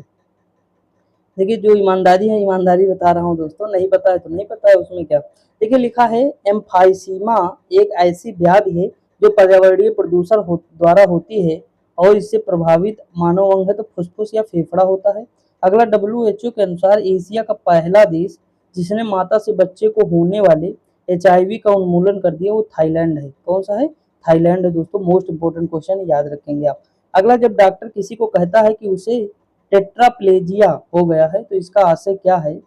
इसका आशय होता है कि उसे पक्षाघात हो गया है, यानी दोनों हाथों और दोनों पैरों में दोस्तों हो गया है। ठीक। अगला दिया है कि बायोलॉजिकल रिसरफेसिंग एक आधुनिक शल्य तकनीक है जिसके द्वारा उपचार होता है। तो ये घुटनों के जोड़ों का उपचार होता है दोस्तों, किसके द्वारा? बायोलॉजिकल रिसरफेसिंग के द्वारा होता है। अगला है शल्य क्रिया में आर्थोप्लास्टी है, तो ये क्या है? कूल्हों के जोड़ का प्रतिस्थापन करता है। अगला है मदिरा के अतिशय सेवन से होता है तो यकृत का शोषण रोग होता है दोस्तों। देखिए अभी इसका हिंदी यहाँ दिया हो, बायलिंगुअल है नहीं तो मैं क्या ही बताऊं दोस्तों, इंग्लिश होती तो तुरंत समझ में आ जाती ना। अगला दिया है स्लीप एपनिया का भयंकर निद्रा दोष है जिसमें लोग निद्रा के बार बार थोड़ी देर के लिए श्वास बाधित होता रहता है दोस्तों। ये रोग आप बहुत लोगों में सुने होंगे कि सांस लेने में दिक्कत होती है किसी किसी को, जब थोड़ी थोड़ी देर के लिए निद्रा में होती रहती है दोस्तों। अगला क्वेश्चन दिया है, देखिए लिखा है एस्बेस्टॉस धूल जो है ये कहाँ? तो फेफड़ों से संबंधित है। शीशा जो है मस्तिष्क को प्रभावित करता है, पारा जो है पेट को प्रभावित करता है, उधर और कार्बन मोनोऑक्साइड ये रक्त धाराएं प्रभावित करती है दोस्तों। देखिए मैं डेली 2 वीडियो आपको बनाऊंगा आपके लिए, उसमें चीजें मतलब 3-4 मिनट की एक वीडियो होगी दोस्तों, लेकिन वो जो टॉपिक होगा ना वो बहुत बेहतरीन टॉपिक होगा दोस्तों, उसका कोई तोड़ नहीं होगा, वो कॉन्सेप्ट भी होगा, वो क्वेश्चन भी आपके होंगे। अभी मैं हिस्ट्री, जियोग्राफी, पॉलिटी, उससे जितने इंपॉर्टेंट चीजें हैं मैं सारी कराऊंगा, वही बोर्ड पे कराएंगे सामने आकर के, तो आपको मैं कॉन्सेप्ट भी दे दूंगा और आपको मैं सिखा भी दूंगा। ठीक रहेगा ना? तो ये सारी चीजें चलती रहेंगी, बस आप क्लास करते रहिए। देखिए ये बुक मैं करा दूं, मेरा मकसद पहले यही है, तो उसके बाद हम केवल प्रैक्टिस सेट करेंगे और बोर्ड पे कॉन्सेप्ट करेंगे, बस 2 ही काम करेंगे दोस्तों। ठीक। तो ये बुक कराना मेरा लक्ष्य है, क्योंकि अभी एक ही आज हमारी बायोलॉजी कंप्लीट हो जाएगी तो बचेगा हमारा इन्वायरमेंट इकोलॉजी, फिर एक वीडियो में उसकी बना दूंगा, फिर हमारा पूरी तरह से कंप्लीट हो जाएगा। अगला दिया मैरिस्मस, ये क्या है? दीर्घकालीन उपवास इससे होता है। क्वाशियोरकर रोग होता है, प्रोटीन अल्पता की कमी से होता है। टीबी जीवाणु संक्रमण है और हेपेटाइटिस बी लीवर में होता है, ये विषाणु संक्रमण, ये तो आप जानते ही होंगे दोनों दोस्तों। टीबी उन्मूलन का लक्ष्य रखा गया है 2025 दोस्तों। आज सुबह मैं रनिंग करने गया था तो इसमें देखा भी था कि एक जगह मतलब टीबी अस्पताल है, वहां लिखा भी था टीबी हारेगा देश जीतेगा, टीबी उन्मूलन का लक्ष्य 2025 उसमें लिखा हुआ था। ठीक दोस्तों। अगला क्वेश्चन दिया है खैरा रोग, तो देखिए जस्ते की मलानता एनीमिया है, लोहे की मलानता। अब ये मलानता इंग्लिश में क्या है दोस्तों? कमी होना चाहिए। मतलब जैसे खैरा रोग से क्या होता है तो मतलब जस्ता जो ये वाहक है, जस्ते से खैरा रोग होता है। लौह की कमी से यानी लोहे की कमी से होता है एनीमिया रोग। आयोडीन की कमी से होता है घोंघा या ग्लॉटर। विटामिन सी की कमी। दोस्तों ये देखिए इंग्लिश कितनी हार्ड है, हिंदी देखिए कितनी कठिन है, जो कि मतलब अब क्या ही कहें। अगला दिया है कार्बन मोनोऑक्साइड जो होता है लीवर और किडनी की छत को प्रभावित करता है। नाइट्रोजन के ऑक्साइड कैंसर को प्रभावित करते हैं। धूल कर दोस्तों श्वसन संबंधी रोग है। शीशा क्या है? केंद्रीय नर्वस सिस्टम। इस तरह के क्वेश्चन कभी न छोड़िएगा दोस्तों, 1 नंबर आपको दिला के ही जाएंगे। जितने अभी ऊपर हैं देखे हैं आप, ये सारे क्वेश्चन रट लीजिए, नोट कर लीजिए, जो भी करना है कर लीजिए, कहीं ना कहीं आपको 1-2 क्वेश्चन मिल ही जाएंगे एग्जाम में। अगला इंसेफेलाइटिस जो है ये किससे है? इंसेफेलो मैंने आपको बताया नहीं था, EEG, तो ये क्या है? इलेक्ट्रो इंसेफेलोग्राफ। इंसेफेलो मतलब मस्तिष्क, मैंने बताया था ये मस्तिष्क से, वही देख लिए इंसेफेलो, तो उसी से बना हुआ है, तो ये मस्तिष्क हो जाएगा। फाइलेरिया में लसिका पर्व है। ल्यूकीमिया, अस्थि मज्जा, मलेरिया, रक्त कोश का। अगला क्वेश्चन दिया कार्डियोलॉजिस्ट। देखिए कार्डियो मतलब होता है हृदय, तो ये देखिए हृदय हो गया। नेफ्रो किडनी से संबंधित है यानी गुर्दा। यूरोलॉजी यानी जो है यूरिन ऑप्शन सुना होगा यानी मूत्र, तो यूरो यानी मूत्र नल का हो जाएगा। लिखा है आकुलिस्ट यानी आंख से संबंधित हो जाएगा। अगला क्वेश्चन दिया है शुष्क बर्फ यानी ठोस कार्बन डाइऑक्साइड। अगला दिया है जीन थेरेपी रक्त रोगों का उपचार है। क्रायोनिक्स ये क्या होता? पुनर्जीवित करने हेतु पिंडों का जमना। कोबाल्ट 60 क्या है? कैंसर का उपचार दोस्तों। अगर हम आगे बात करें दोस्तों, तो देखिए क्यूलेक्स ये क्या होता है, इंसेफ्लाइटिस और एनाफिलीज ये मलेरिया, ये मच्छर है दोस्तों, इससे होता है। उसके बाद सैंड फ्लाई से होता है कालाजार, चीता मच्छर से होता है डेंगू दोस्तों। आगे अगर हम बात करें दोस्तों, लिखा ओटारिस ये क्या है, तो कान को प्रभावित करता है। इंसेफेलाइटिस मस्तिष्क, उसके बाद लेरिंजाइटिस गला दोस्तों, हेपेटाइटिस यकृत। आप बताइए कितनी बार रिपीट होंगे यही सब, बार बार। देखिए विटामिन ऊपर हो चुके थे, फिर भी आ गया यहाँ क्वेश्चन। रेटिनॉल से नेत्र सूखकर लाल होना हो जाएगा। विटामिन ए की कमी से किस्सा होता है, औंधी हो जाता है ना, नेत्र से संबंधित हो जाएगा। टोकोफेरॉल बंधता हो जाएगी, बांधता। अगला है साइनोकोबालामीन, मानसिक व्याधि हो जाएगी। पैराडॉक्सिन घातक रक्ताल्पता। ठीक दोस्तों, तो ये थोड़ा याद रखेंगे आप तो ज़्यादा बेटर होगा। आगे बढ़ें। अब देखिए रेडियो समस्थानिक है, निदान सूचक उपयोग है दोस्तों। आर्सेनिक 74 ये ट्यूमर में फायदा करता है। कोबाल्ट 60 से कैंसर का निदान होता है, उपचार होता है। आयोडीन 131 ये क्या होता है, तो ये थायराइड ग्रंथि के लिए होता है। सोडियम 24 रक्त व्यतक्रम के लिए होता है। ठीक, ये सोडियम 24 इस तरह का। देखिए यहाँ देखिए ईईजी, ई का मतलब इंसेफेलो यानी मस्तिष्क हो गया। ईसीजी यानी सी का मतलब कार्डियो यानी हृदय हो गया। ईओजी जो हम देखे थे ओक्यूलेट करके था ना, वो आंख से संबंधित हो जाएगा। आई क्या लिखा, आईएमजी ये मस्तिष्क से हो जाएगा। ठीक दोस्तों, सॉरी ईएमजी मांसपेशी ना, मसल मसल उससे संबंधित हो जाएगा, तो मांसपेशी हो जाएगी इसमें। समझ आया कि नहीं। लोहे की मात्रा अधिक होती है तो कहाँ होती है, सेब में होती है दोस्तों। कैल्शियम की मात्रा अधिक सेब में होती है। लोहे और कैल्शियम दोनों की मात्रा सेब में होती है, याद रखेंगे। पोलियो का टीका सबसे पहले तैयार किया गया था तो जोनास साल के द्वारा किया गया था। कार्डियोलॉजिस्ट यानी हृदय, नेफ्रोलॉजिस्ट गुर्दा, यूरोलॉजिस्ट मूत्र नलिका, आक्यूलिस्ट आंख। दोस्तों यही ऊपर जो अभी देखे थे ना वही है। अब देखिए एक ही क्वेश्चन रिपीट हो रहे हैं कि नहीं, आप खुद ही देख सकते हैं दोस्तों कि कितनी बार रिपीट हुए हैं ना। अगला दिया ब्राह्मी, तो ये क्या है, मस्तिष्क टॉनिक है। क्या है, मस्तिष्क टॉनिक, उपचार में काम आती है ब्राह्मी। आप ब्राह्मी पिए भी होंगे, छोटे रहे होंगे अगर तो, मतलब कहते हैं मतलब दिमाग तेज होता है तो मस्तिष्क टॉनिक। एक दिमागीन भी आता है, दिमागीन, तो उसे भी खा सकते हैं दिमाग तेज करने के लिए, फायदा करता है दोस्तों, ऐसा नहीं। सदाबहार मधुमेह दूर करने के लिए, पुदीना वातहर के लिए, तुलसी कफोत साटक। अब ये हिंदी तो दोस्तों बहुत ही कठिन है, इंग्लिश क्या है पता नहीं है। आरक्तता, आरक्तता क्या है, हीमोग्लोबिन प्रतिशत है दोस्तों। उदक मेह क्या है, रक्त शर्करा है। हृदय रोग है, वसा प्रोफाइन है। अगला अगर हम बात करें वृक्क रोग का, तो सीरम क्रिएटिनिन है। देखिए पादप जगत की बात करें अगर, प्लांट किंगडम दोस्तों, देखिए पंख युक्त पराग कण पाए जाते हैं तो ये फाइनस पाइनस में पाए जाते हैं। किसमें, पाइनस में पाए जाते हैं। आगे अगर बात करें फल जिसमें सर्वाधिक लौह तत्व होता है, करौंदा। करौंदा का छोटे छोटे होते हैं, बहुत मतलब खट्टे लगते हैं दोस्तों। एक पादप हार्मोन है तो क्या है, साइटोकाइनिन है। पौधे नाइट्रोजन को रूप में ग्रहण करते हैं तो नाइट्रेट के रूप में। देखिए जो पौधे होते हैं उनके जड़ों में जो राइजोबियम नामक जीवाणु होता है। ठीक दोस्तों, तो ये क्या करता है, जो वहाँ वायुमंडल में नाइट्रोजन होती है उसे खींच कर ये नाइट्रेट में कन्वर्ट कर देता है। ठीक, तो वही है। अगला दिया है लौंग का निरूपण, यानी फूल की कली है लौंग दोस्तों। अगला मकड़ियों द्वारा उत्पादित रेशम कहलाता है कौन सा, गोस्वामी रेशम। अगला तुलसी के पौधे पर औषधीय महत्व की उपस्थिति के कारण फिनॉल और फ्लेवोनाइड्स जो है होता है। आगे अगर हम बात करें रेयान रूपांतरित होता है तो सेल्यूलोज दोस्तों। एस्पार्टेम ये क्या होता है, संश्लेषित मधुरक होता है। आगे अगर हम बात करें ऑक्सीटोसिन, तो ये क्या होता है, हार्मोन होता है। नियोप्रीन क्या होता है, विशिष्ट रबड़ होता है। खट्टे नाशक क्या होता है, जीवाणु होता है। गन्ने का लाल रंग किसके कारण होता है, तो कवक के कारण होता है दोस्तों। दोस्तों आज ये ऊपर हट ही नहीं रहा, ना टाइम हट रहा ना इधर ये हट रहा है, पता नहीं क्यों। आलू का कृष्णकांत रोग होता है ऑक्सीजन की कमी के कारण। गेहूं का साहू रोग है कीट के कारण। ठीक, आगे हम बात करें जिप्सम के रोग से पौधों का तत्व प्राप्त होता है तो गंधक दोस्तों। देखिए स्टेटिन जिसका प्रयोग रक्त में कोलेस्ट्रॉल स्तर कम करने हेतु किया जाता है, उत्पन्न किया जाता है खमीर से दोस्तों। एक जड़ नहीं तो आलू क्या है, तना है दोस्तों। दोस्तों मैं आपको बताऊं सलाद में क्या होना इंपॉर्टेंट है, फल होना इंपॉर्टेंट है। ठीक, फल यानी फूल जो है, जड़ भी होना चाहिए, तना भी होना चाहिए। ठीक, यानी सारी चीजें जड़ तना फूल फल यानी चारों चीजें जब होंगी तब वो सलाद कहलाएगा। समझ में आया कि नहीं, तो वो चीज है, जड़ नहीं है तो ये तना है आलू। ठीक, जो हम काट के बोते हैं खेत में वो मान लो तना है दोस्तों। जैसे अदरक है, ये भी क्या है, तना है ना। गन्ना क्या है, तना है, क्योंकि हम काट के ही तो बोते हैं गन्ना खेत में, तो वो सब तना हो जाएगा हमारा। ठीक, अगला है कि एक कीटभक्षी पौधा है तो क्या है, नेपेंथिस है। क्या है, नेपेंथिस। पौधों में जाइलम परिवहन करता है। देखिए जैसे जाइलम, जैसे देखिए मैं आपको बताऊँ, मान लीजिए मैं एक पेड़ बनाने जा रहा हूँ दोस्तों, ये मान लिया, ऐसे समझ के चलिए कि ये बन गया पेड़, कोई भी पेड़ हो, नहीं ये नहीं रहने दो भैया, नहीं तो मान लीजिए ये हम पेड़ बना रहे हैं, ऐसे समझने के लिए बता रहा हूँ, मेरी आर्ट इतनी अच्छी नहीं, कई बार मैंने बताया है।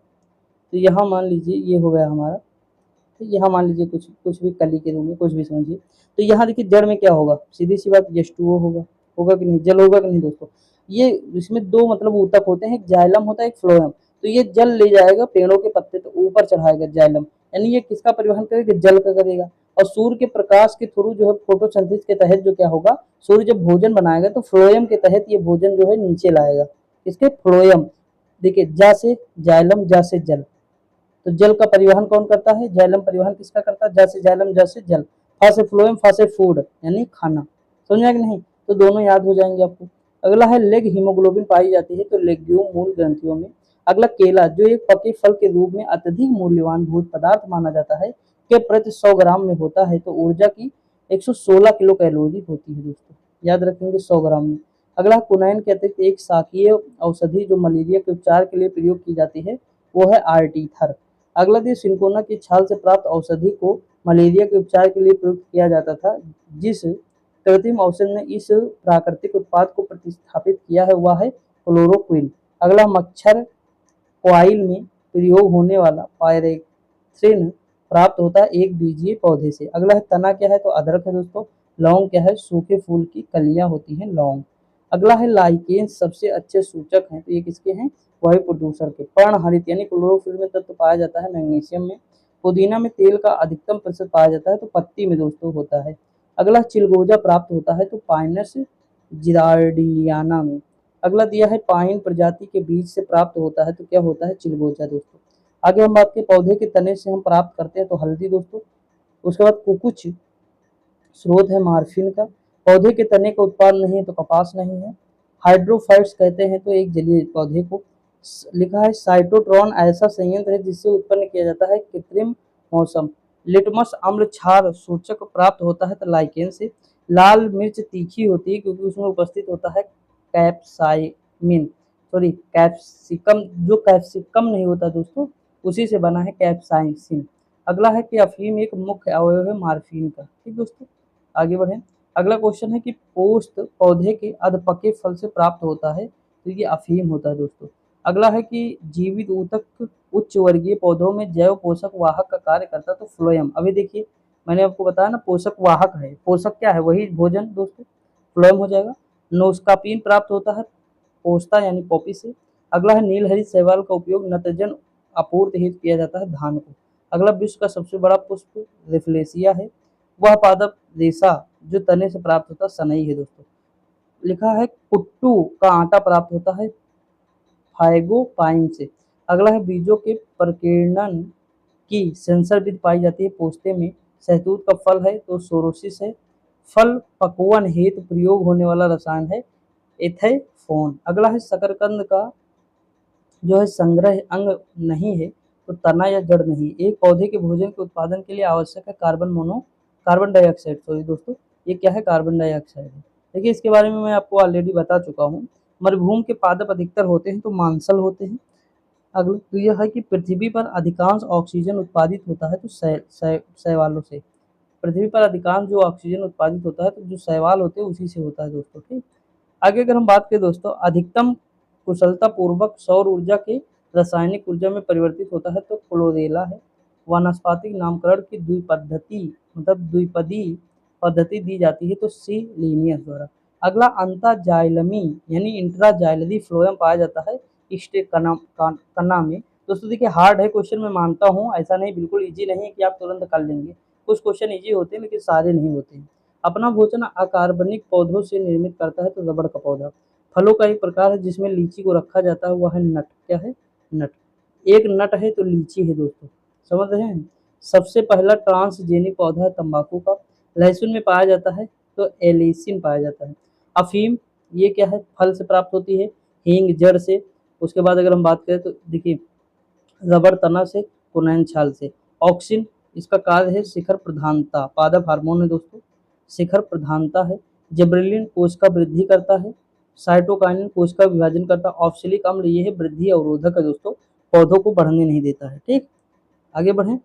देखिए अगला क्वेश्चन देखिए कैसे याद करेंगे। कोशिका वृद्धि जैसे है जिबरेलिन, यानी जिब्रा देखो बड़ा का रहता है नहीं, तो वो बढ़ने देता है। दलहनी फसलों की जड़ों में पाई जाने वाली ग्रंथियों में गुलाबी रंग पैदा होता है राइजोबियम से।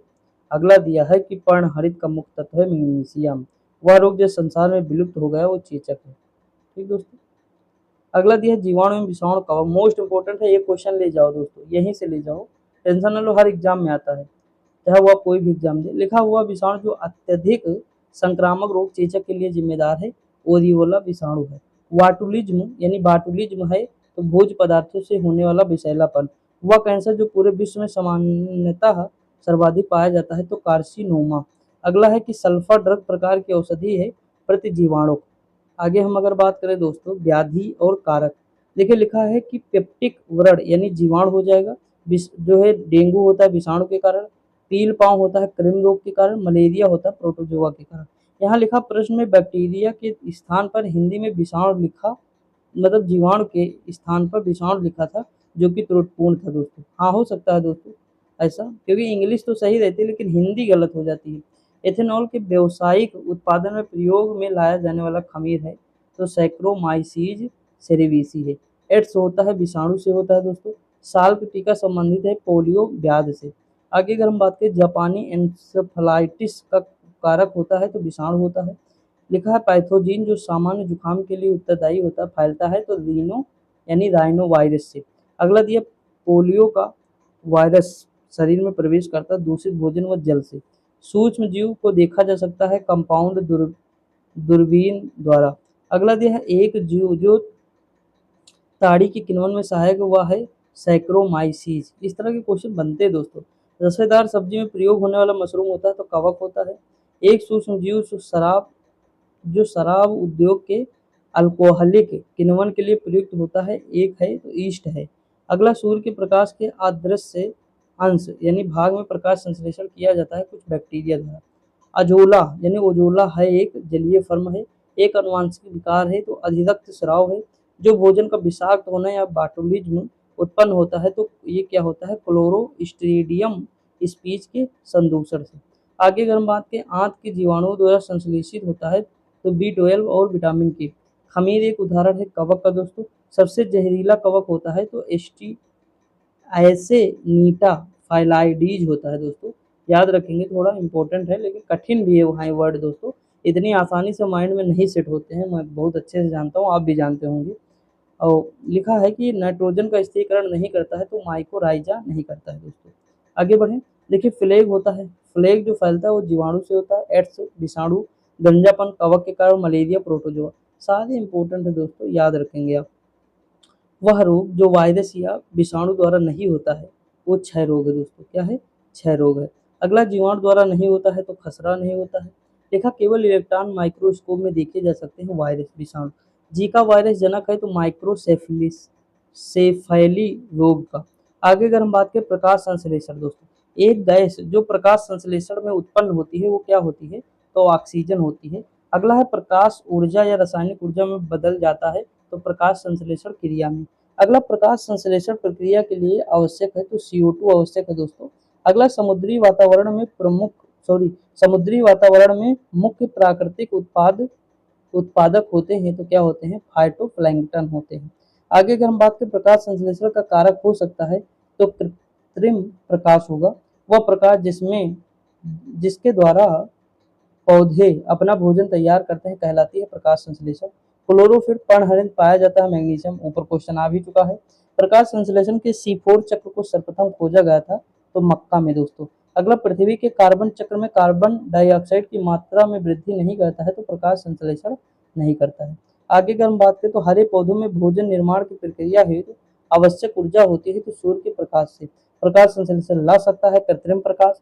जैव उर्वरक के बारे में देखते हैं बायो फर्टिलाइजर्स। जलीय पौधा जैसे प्रायः जल प्लावित धान के खेत में जैव उर्वरक के रूप में प्रयोग में लाया जाता है हुआ है इजोला दोस्तों। आगे अगर हम बात करें तो फास्फेटिक जैव उर्वरक हैं तो वैस्कुलर व बुस्कुलर माइकोराइजा।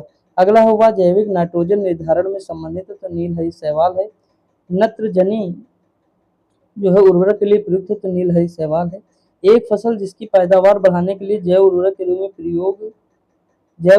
के रूप में नीलहरी शैवाल लाया जाता है, तो धान है। अगला फसलोत्पादन में नत्रजन उपयोग क्षमता की वृद्धि की जाती है उर्वरक की मात्रा के बार बार प्रयोग द्वारा। आगे अगर हम बात करें, सिरका एक जलीय घोल है, एसिटिक अम्ल का है दोस्तों। जिस रूप में पौधे नाइट्रोजन प्राप्त करते हैं वह है नाइट्रेट। एक खरपतवारनाशी है, तो टूफोर्डी। एक जैव उर्वरक का स्रोत है, तो एजोला है दोस्तों। आगे अगर हम बात करें, विविध देख लेते हैं दोस्तों। लिखा है पर्यावरण अखंडता और सामुदायिक स्वास्थ्य प्रारूप का प्रस्ताव लैंडमैन ने दिया था। अगला है रिसर्पिन दवा निकाली जाती है, तो सर्पगंधा से। अगला 10 दिनों से अधिक दिन तक उपवास करने पर लीवर पर प्रभाव पड़ता है, तो लीवर में ग्लूकोज का स्तर कम हो जाता है। अगला है ओजोन परत संरक्षण दिवस 16 सितंबर को मनाया जाता है। अगला है प्राकृतिक रेशम का एक घटक कौन है, तो नाइट्रोजन है दोस्तों। आगे हम बात करें दोस्तों, देख लीजिए बीरबल साहनी, ये वैज्ञानिक का नाम है, कार्यक्षेत्र है। ये जीवाश्म वनस्पति विज्ञान है। केसी मेहता पादप रोग विज्ञान है। पी महेश्वरी भ्रूण विज्ञान है। एम एस स्वामीनाथन हरित क्रांति। आगे हम बात करें, 300 किलोमीटर प्रति घंटा की रफ्तार से हवा में गोता लगा सकते हैं, तो फ्रेग्रीन फाल्कन। कीटों से प्राप्त नहीं होता है मोती दोस्तों। शहद का प्रमुख घटक है, तो फ्रक्टोज फल शर्करा। अगला है अगर बात करें, तो वायुमंडल हमारे ऊपर बहुत अधिक दबाव डालता है, परंतु हम इसका अनुभव नहीं करते हैं क्योंकि हमारा रक्त वायुमंडल के दबाव से कुछ अधिक दबाव डालता है। अगला है मिर्च के तीक्ष्णता का कारण है, तो कैप्साइसिन की उपस्थिति। अभी हम देखिए 2 बार आ चुका है। चाय और कॉफी दोनों में उपस्थित है, कैफीन है। अदरक के खाने योग्य भोग, अभी मैंने बताया था तना, अदरक, आलू, गन्ना, ये सब तना है दोस्तों। तालाबों में मच्छरों के जैविक नियंत्रण हेतु उपयोग किया जाता है मछलियों का। कौन सी मछली है? गैम्बूसिया, बताया नहीं था वहां पे सबसे ऊपर। वो पक्षी आज नहीं दोस्तों, कल की परसों वाली क्लास में बताया था, गैम्बूसिया मछली होती है, लार्वा को खा के नियंत्रित कर देती है। वो पक्षी जो दुग्ध उत्पादित करता है कपोत है दोस्तों। 40 मील प्रति घंटा की गति से दौड़ सकता ऑस्ट्रिच यानी शुतुरमुर्ग।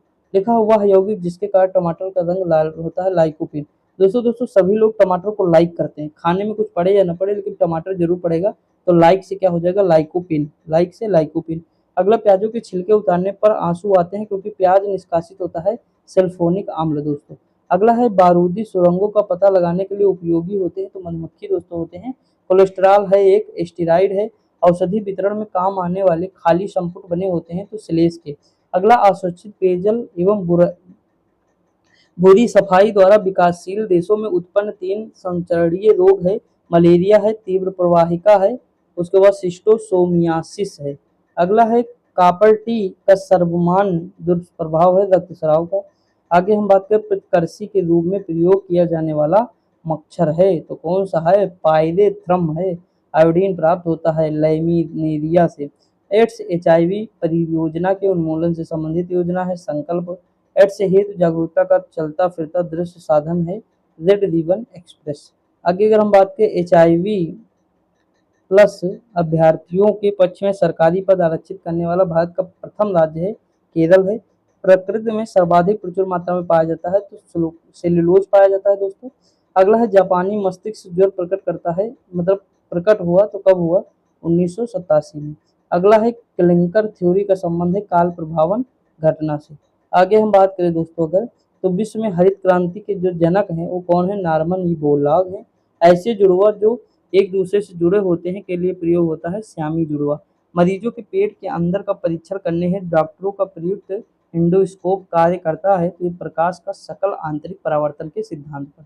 तो दोस्तों यहीं पे हम अपनी पूरी तरह से बायोलॉजी कंप्लीट करते हैं और हमारी पूरी बायोलॉजी दोस्तों कंप्लीट हो चुकी है। ठीक दोस्तों, देखिए आप लोग एक काम करिएगा, जो मैं बता रहा हूँ 2-3 मिनट की क्लास है ना, जरूर से जरूर दोस्तों देखिए। अभी बस आज शुरुआत ही किया था, तो मतलब 2 वीडियो 3 पढ़ चुके हैं अब तक, लेकिन आप देखेंगे प्ले लिस्ट बन जाएगी आपके, मतलब इतने टॉपिक कंप्लीट कर दूंगा एग्जाम तक कि सारे एग्जाम कवर हो जाएंगे PCS तक के। बस मुझे थोड़ा टाइम चाहिए, मैं धीरे धीरे सारी कवर कर दूंगा। 3 वीडियो बनाऊंगा, 3-4-4 5-5 मिनट की, 10 मिनट की भी हो सकती है कोई कोई, तो उसमें मैं सारी चीज़ें कवर करने की कोशिश करूंगा दोस्तों। उसमें मैं आपको जैसे अष्टप्रधान शिवाजी के हैं वहाँ से क्वेश्चन बन सकते हैं, उनके बारे में एक एक करा दूंगा।